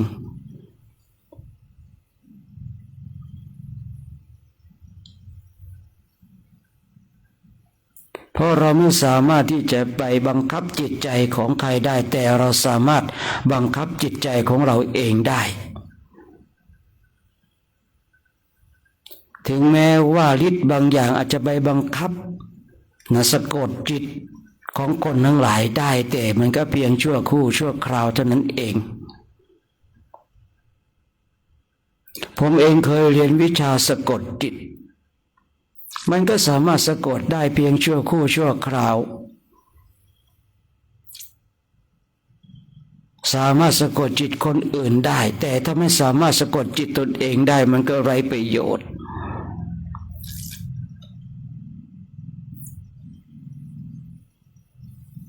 เราเฝ้าจะไปสะกดจิตคนอื่นแต่ลืมสะกดจิตตนเองให้อยู่ในธรรมเราไม่สามารถสะกดจิตตนเองให้เดินจงกรมนั่งสมาธิได้มันจะมีประโยชน์อะไรกับการสะกดจิตคนอื่นในวันหนึ่งมีความคิดเช่นนี้เมื่อมีความคิดเช่นนี้ก็เลยเข้าใจว่าเราไม่สามารถที่จะไปบังคับบัญชาทุกๆคนได้แต่เราสามารถบังคับบัญชาการกระทำของเราได้มันอาจหารท่านทั้งหลายเมื่อเราอยู่กับการเดินจงกรมการนั่งสมาธิเนี่ยมันอาจหารในหมู่คณะมันอาจหารทั้งในหมู่คณะและเทพพยดาทั้งหลาย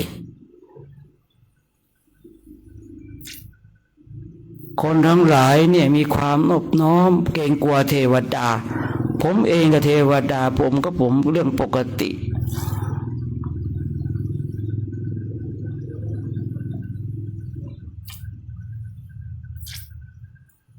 เทวดามีจริงพรหมมีจริงจากการที่ตนเองได้ฝึกฝนอบรมก็พอมีประสบการณ์สิ่งเหล่านี้บ้างถึงแม้ไม่เทียบเท่ากับครูบาอาจารย์แต่ก็พอที่จะมีประสบการณ์แต่สิ่งเหล่านี้มันเป็นเรื่องเฉพาะตนที่เราจะต้องรู้ตนด้วยตนเองและเข้าใจด้วยตนเอง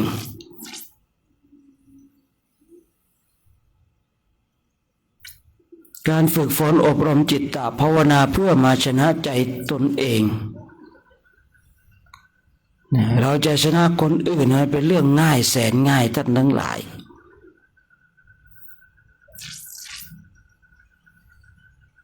แต่การที่เราจะชนะใจตนเองได้นี่แหละสาระสำคัญ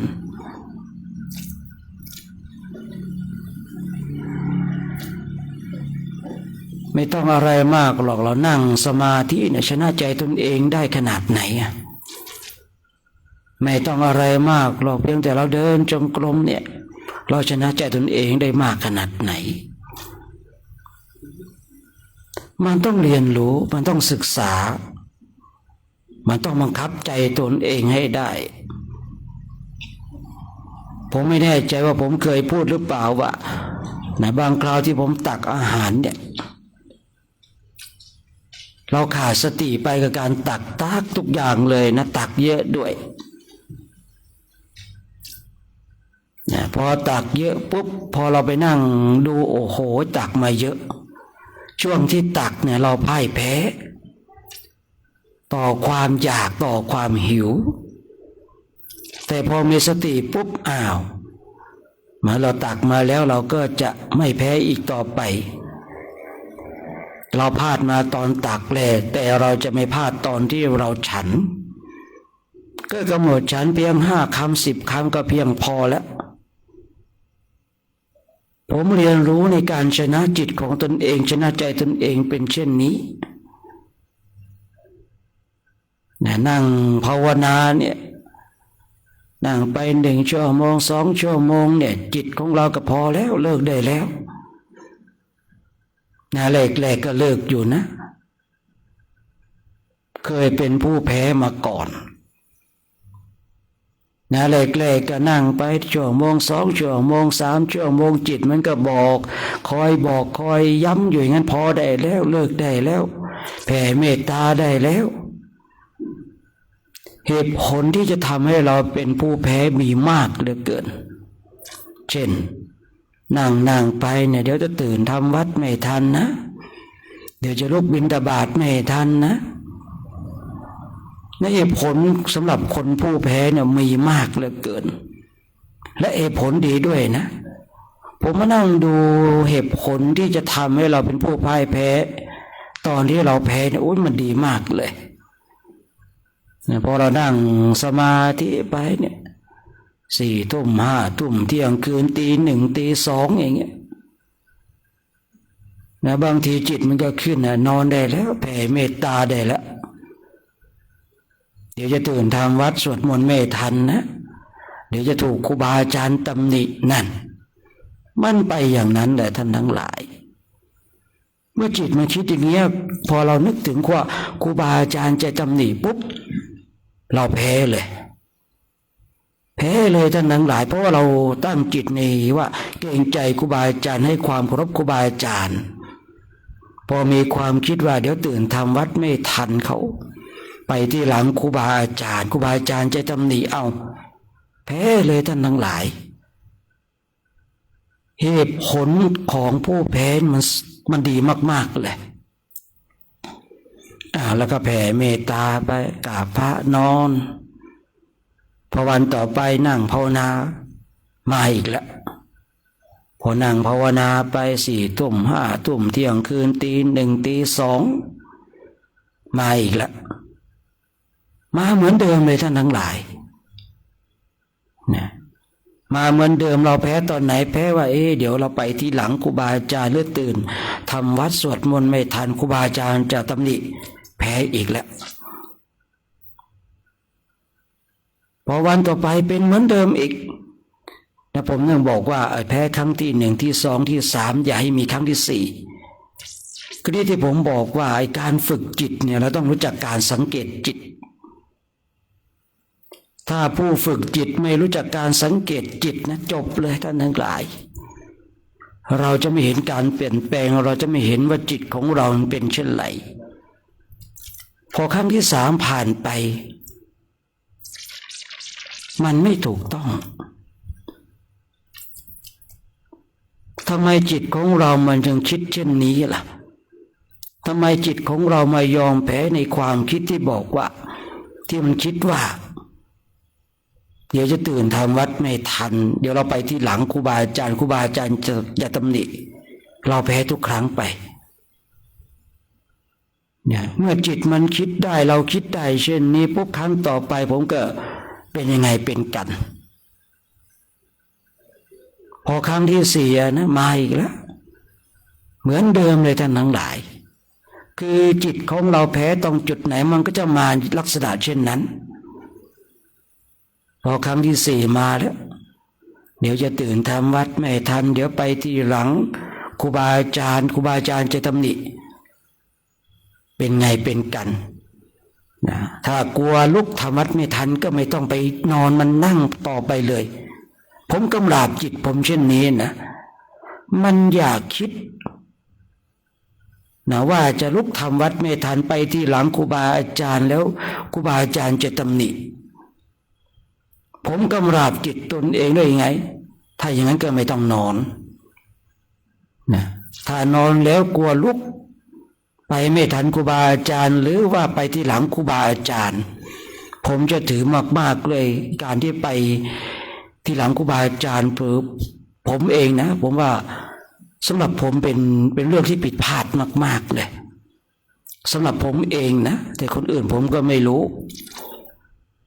ไอ้จิตเนี่ยคือมันรู้ว่าเราแพ้ตรงเนี้ยเนาะผมเลยกำราบจิตของตนเองว่าถ้าอย่างนั้นก็ไม่ต้องนอนปรารภความเพียรตั้งความเพียรไว้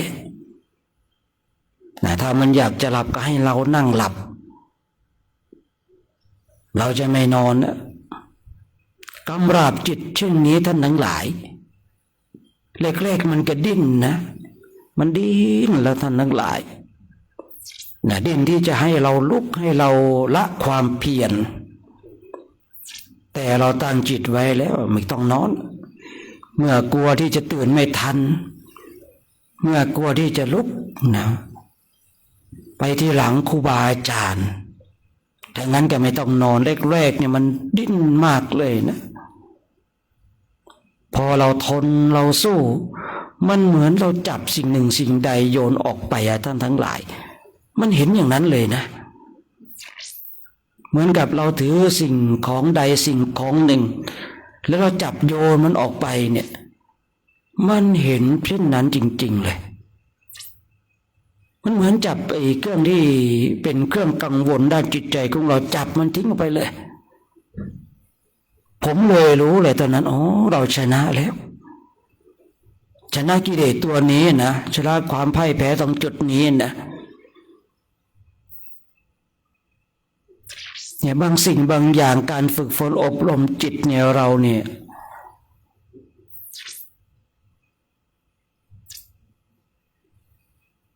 อย่าเป็นผู้แพ้ตลอดยิ่งเราเดินจงกรมนั่งสมาธิเหตุผลที่จะทำให้เราละความเพียรเนี่ยมันมีมากกำราบจิตของตนเองให้ได้ถ้าเราไม่รู้จักการกำราบจิตของเรานะเราก็จะแพ้อยู่อย่างนั้นจิตมันรู้เพราะจิตนี้มันผ่านการเวียนว่ายตายเกิดกับเรามาชาตินับไม่ถ้วนแล้วแม้แต่มารทั้งหลายเนี่ยที่ผมเคยบอกว่ามันรู้จักเราแต่เรายังไม่รู้จักมันมารเนี่ยรู้จักเรานะมันรู้ว่าในแต่ละชาติที่เราเกิดเนี่ยเราชอบสิ่งใดเราแพ้ทางในสิ่งใดมันก็สร้างสรรค์และเนรมิตให้เราเป็นผู้ที่พ่ายแพ้เพราะมันรู้จักเรา แต่การที่เราได้มาฝึกฝนอบรมจิตตภาวนาเราจะทำให้เรารู้จักมารและชนะมารได้ถ้าเราไม่ได้รับการฝึกฝนอบรมอย่างจริงจังไม่มีทางที่เราจะรู้จักมารที่คอยมาขัดขวางอริยมรรคอริยผลสำหรับตัวของเราเอง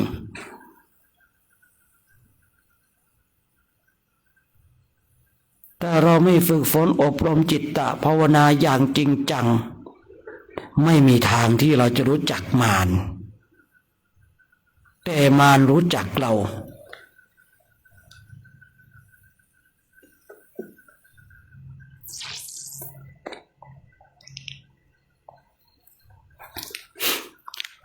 มานี้รู้จักเราจึงทำให้เราเป็นผู้ที่พ่ายแพ้ตอนแรกมันรู้จักผมเอาครูบาอาจารย์มาขู่ผมเอาครูบาอาจารย์เนี่ยนะมาให้มีอิทธิพลเหนือในการภาคเพียรพยายามมารมันรู้จักเรานี่เลยเอาครูอาจารย์มาอ้างมายกให้เราเป็นผู้ที่พ่ายแพ้แต่เมื่อเรารู้จักมันแล้วมารก็ไม่มีกำลังท่านทั้งหลายมันก็เป็นเรื่องที่แปลกและอัศจรรย์เมื่อใดก็ตามที่เรายังไม่รู้จักมารมีกำลังมากแต่เมื่อใดก็ตามที่เรารู้จักมารและเท่าทันมารไม่มีกำลังเลยมันเป็นสิ่งที่อัศจรรย์มากเลยนะตอนที่เราไม่รู้จักมารโอ้โหมารมันมีกำลังมากเหลือเกินมันสามารถทำให้เราเป็นผู้ที่พ่ายแพ้อย่างโน้นอย่างนี้แต่เมื่อเรารู้จักมารแล้วเนี่ยมารไม่มีกำลังเลยเข้าไปทบทวนแห่งการพ่ายแพ้ของตนเองมันไม่น่าแพ้นะแค่นี้เองเนี่ยเพราะอะไรเพราะเรารู้จักมารไปแล้วมารไม่สามารถที่จะมาทำอะไรให้กับเราได้จิตของเรามีกำลังมารเลยมีกำลังน้อยและมารเลยเป็นผู้ที่พ่ายแพ้ผมเลยนึกถึงพระพุทธเจ้าในคราวที่ชนะพญามารมารนั้นจะมีกำลังมากขนาดไหนมีเสนามารมากขนาดไหนแต่เมื่อพระองค์รู้จักแล้วมารก็หมดกำลังท่านทั้งหลาย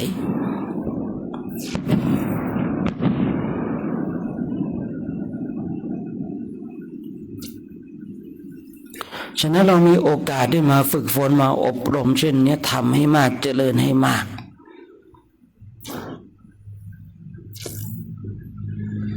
ฝึกฝนอบรมแพ้ได้อย่าไปแพ้เกิน3 ครั้งเพียง3 ครั้งก็น่าจะมีเครื่องเรียนรู้และทำให้เราเข้าใจว่าเราแพ้อีกแล้วเราแพ้อีกแล้วหรือว่าชีวิตของเราจะท่องคำว่าแพ้อยู่ตลอดเวลาแล้วเมื่อไรคำว่าชิแตงเมเราผู้ชนะแล้วจะบังเกิดขึ้นในใจเราและเมื่อไรคำว่าเราชนะแล้วมันจะดังในโลกธาตุนี้ให้เทวดาทั้งหลายเนี่ยเปล่งสาธุการกับคำว่าเราชนะแล้ว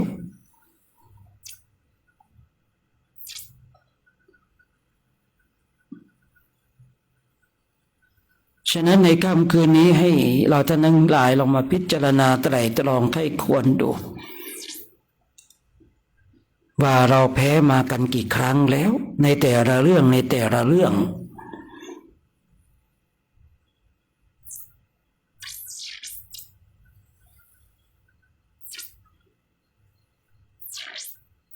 ก็ขอฝากไว้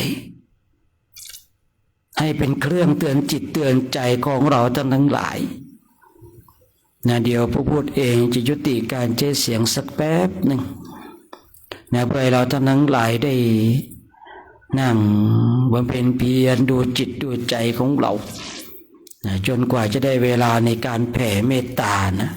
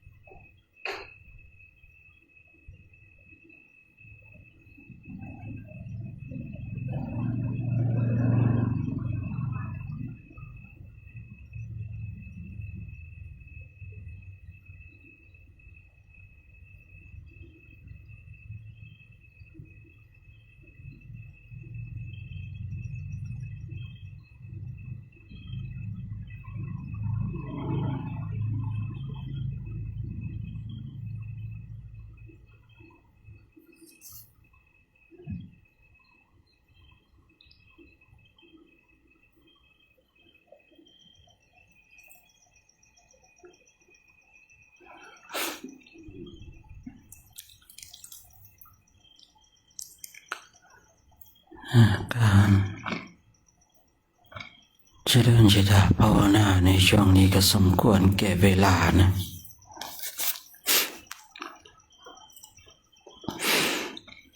ให้เราท่านทั้งหลายทำความสึกตัวทั่วพร้อมนะน้อมจิตน้อมใจจิตที่เป็นบุญเป็นกุศลเราท่านทั้งหลายก็จะได้ร่วมกันแผ่เมตตากับสรรพสัตว์ทั้งหลายที่เป็นเพื่อนทุกข์เกิดแก่เจ็บตายของเราสัตว์ใดที่มีความทุกข์ขอให้พ้นจากทุกข์สัตว์ใดที่มีความสุขขอให้สุขยิ่งขึ้นไปนะสัพเพสัตตาอาเวราโหนตุขอสัพพสัตว์หลายทั้งปวงที่เป็นเพื่อนทุกข์เกิดแก่เจ็บตายด้วยกันทั้งหมดทั้งสิ้นจงเป็นสุขเถิดอย่าได้มีเวรต่อกันและกันเลยอาพยาปัชชาโหนตุจงเป็นสุขเถิดอย่าได้บาดเบียดเบียนซึ่งกันและกันเลยอานิคาโหนตุจงเป็นสุขเถิดอย่าได้ความทุกข์กายทุกข์ใจเลยสุขีอัตตานังปริหารันตุจงมีแต่ความสุขกายสุขใจรักษาตนให้รอดพ้นจากทุกข์โทษเวรภัยอันตรายทั้งปวงน่าเถิดกาตังปุญญาภารังไมหังสาเพภะเคียภวันตุเตขอสัพพสัตว์ทั้งหลายทั้งปวงเหล่านั้นจงเป็นผู้มีส่วนได้เสวยผลบุญที่ข้าพระเจ้าทั้งหลายได้บำเพ็ญแล้วนี้เถิ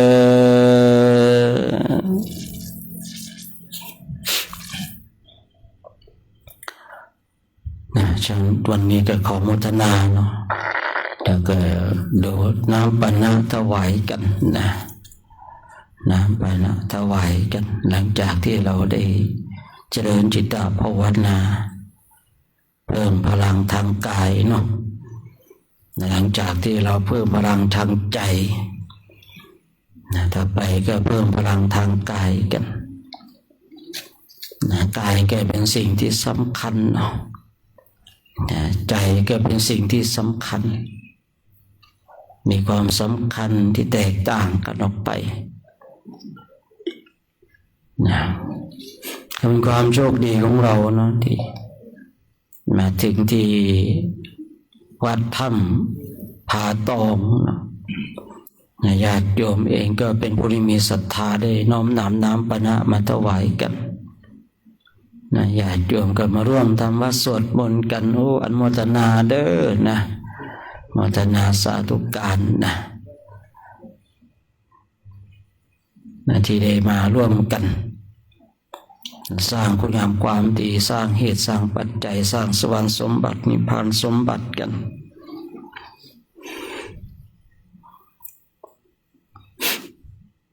พระภิกษุสงฆ์เองก็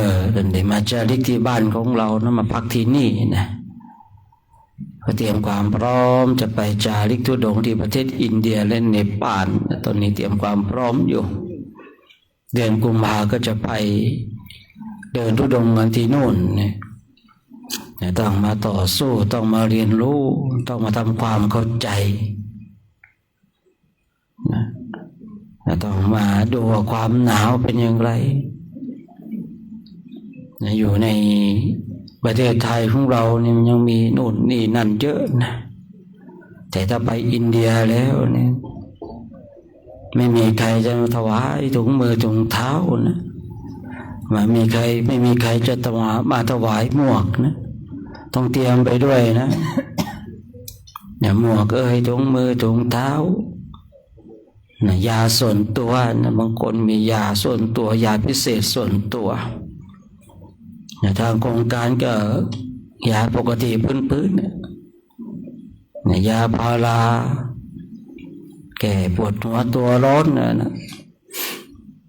ไปอินเดียแล้วบางทีมันก็ต้องเจออะไรหลายๆอย่างนะ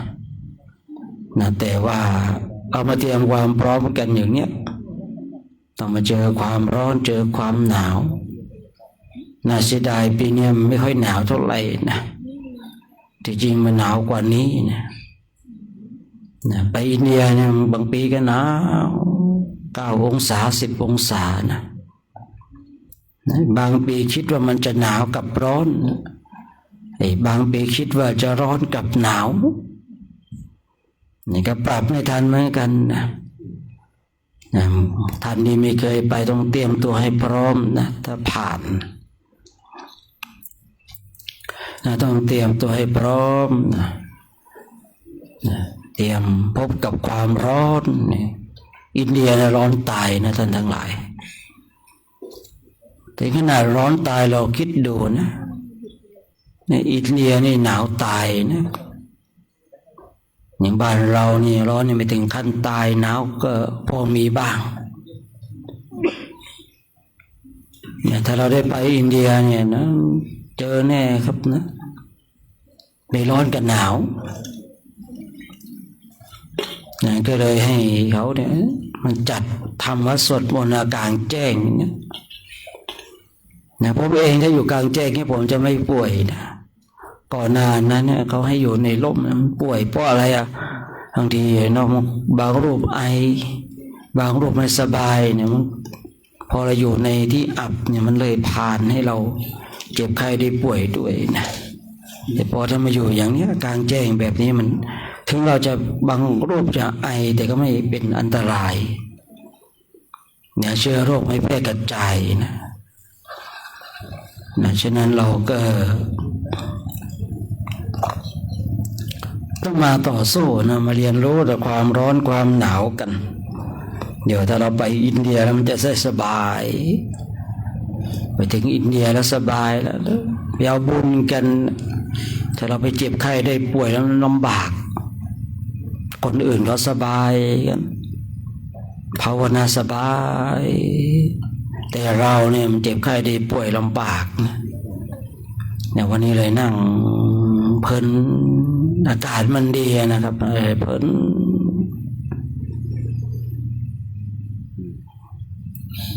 เพลินแล้วท่านทั้งหลายก็คงเพลินด้วยนะดูแล้วนะเพราะอากาศมันไม่ได้หนาวมากเหมาะสำหรับการเจริญจิตตภาวนาเนี่ยก็ต้องโมทนาญาติโยมที่อยู่ทางบ้านชมไลฟ์สดด้วยเนาะที่ได้ภาคเพียรภาวนากันกับพระภิกษุสงฆ์องค์สามเณรแม่ชีอุบาสกอุบาสิกาญาติโยมก็ต่อสู้กันน่าดูเลยเนาะอยู่ทางบ้านก็มาร่วมภาวนากับพระได้เหมือนกันตอนนี้เรามาศึกษามาเรียนรู้เนาะจะไปอินเดียก็จะไปฟังเรื่องราวเกี่ยวกับพระพุทธเจ้าเกี่ยวกับพุทธศาสนาของเราเพราะว่าเราไปเจอสถานที่จริงอย่างเช่นไปใต้ต้นพระศรีมหาโพธิ์ก็จะได้ฟังเรื่องราวเกี่ยวกับต้นพระศรีมหาโพธิ์อย่างเงี้ยไปหลายๆที่ในสถานที่จริงที่มีกล่าวถึงในพระไตรปิฎกเราก็จะได้ไปศึกษาในสถานที่จริงกันญาติโยมเองก็จะได้ความรู้ไปด้วยเนาะแต่น่าเสียดายที่ว่าแอปต่อนี่มันไม่สามารถจะไลฟ์สดได้นะก็ต้องอาศัยบ้านฟ้าคือแอปตัว F นะญาติโยมท่านใดอยากจะไปอินเดียด้วยทางหูทิพตาทิพนะกายทิพเนี่ยก็ต้องเปลี่ยนจากการติดต่อจากติดตามจากแอปต่อไปติดตามบ้านฟ้านะเรียกว่าแอป ตัว F นะเพราะว่าไปอินเดียนี่มันแอปต่อนี่มันแบนนะอินเดียแบนแอปนี้แต่ไม่รู้ว่าปีนี้มันปลดล็อกหรือยังนะเมื่อต้นปียังไม่ได้ปลดล็อกเพราะว่าเมื่อต้นปีนี้กลับมาเมื่อเดือนมีนามันยังไม่ปลดล็อกเนาะไม่รู้ว่าปีหน้ามันจะปลดล็อกหรือเปล่าไม่รู้นะพออีกไม่กี่วันก็จะปีหน้าแล้วเนาะเดี๋ยวความแก่ก็จะมาเยือนอีก1 ปีนะปีเก่าจะผ่านไปปีใหม่ก็จะเข้ามานะปีเก่าปีใหม่เราก็ยังฉันข้าวในบาตรเหมือนเดิมเนาะแต่ปีเก่าปีใหม่มันก็เหมือนเดิมนะโลกเขาดีใจกับปีใหม่นะไอเราเนี่ยปีเก่าปีใหม่มันก็เหมือนเดิมนะไม่มีอะไรมีแต่อายุที่ผ่านไปเท่านั้นเองเนาะมากขึ้นนะอันนี้ก็กำลังดูน้ำปะนะกันเนาะของเราเนี่ยมันสบายนะท่านทั้งหลายเวลาเลิกก็ไม่ได้นอนแล้วแต่แม่วานเลิกไววันนี้เลิกช้าเนี่ยความเป็นจริงเนี่ยบางทีนะ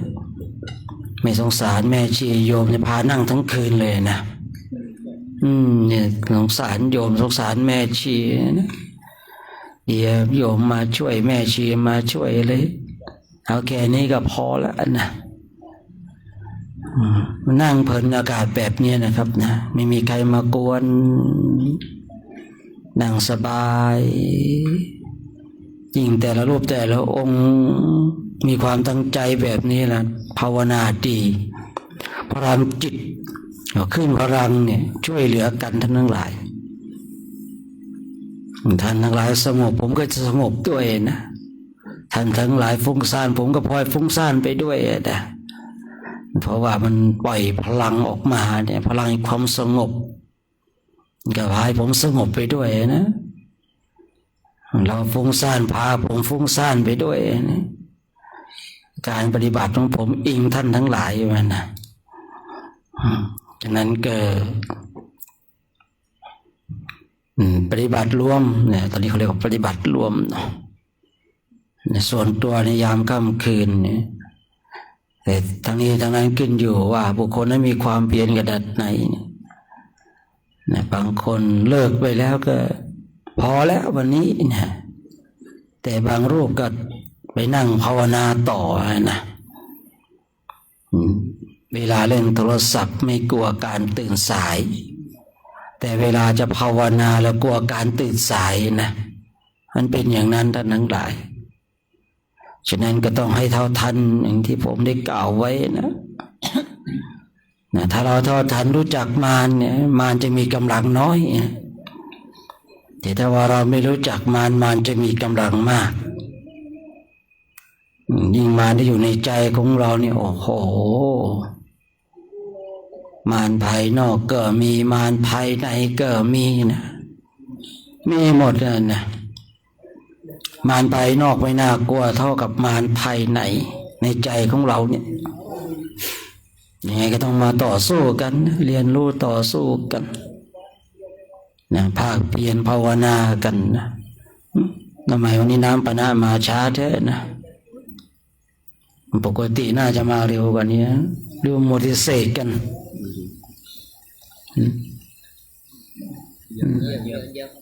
ฮะทำไมเหลืออันเดียวอ่ะใครรับใครคนรับผิดชอบเหยือก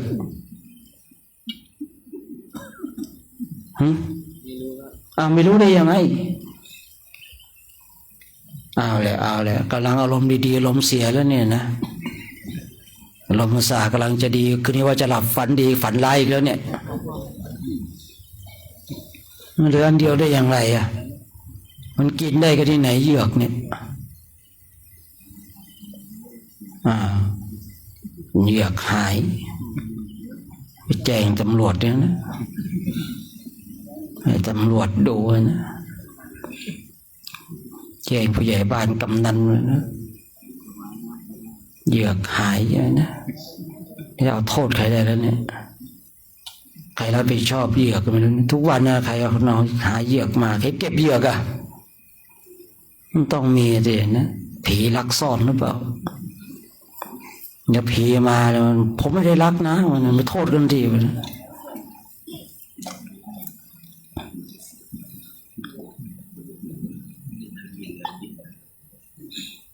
เก็บกันดีเกินนะนี่บางสิ่งบางอย่างเนี่ยไม่ว่ามันก็จะเป็นแบบนี้แหละครับผมนะเพราะว่าไปก็หาว่าเราไม่ดีนะพอไม่ว่าก็เป็นแบบนี้นะเลวไหลไม่รู้จักหน้าที่ปล่อยปละละเลยก็ไม่ดีนะจะเป็นอย่างนี้แหละก็ว่าทำไมมันช้าจังวันนี้นะทางนี้จะหมดแล้วทางนี้ไม่มาเลยนะไม่รู้หาใครนั่งสมาธิพานั่งให้หมดเลยนั่งกันนั่งคืนนั่นเลยในน้ำปะนะแล้วเนาะมันเป็นยังไง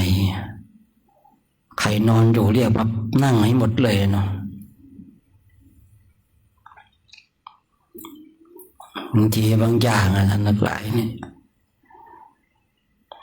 มันเหลืออันเดียวชีวิตทำแค่นี้กันไม่ได้ไปเอามรรคเอาผลเอานิพพานกันทำแค่นี้ไม่ได้มีหน้าไปสอนโยมมาให้รักษา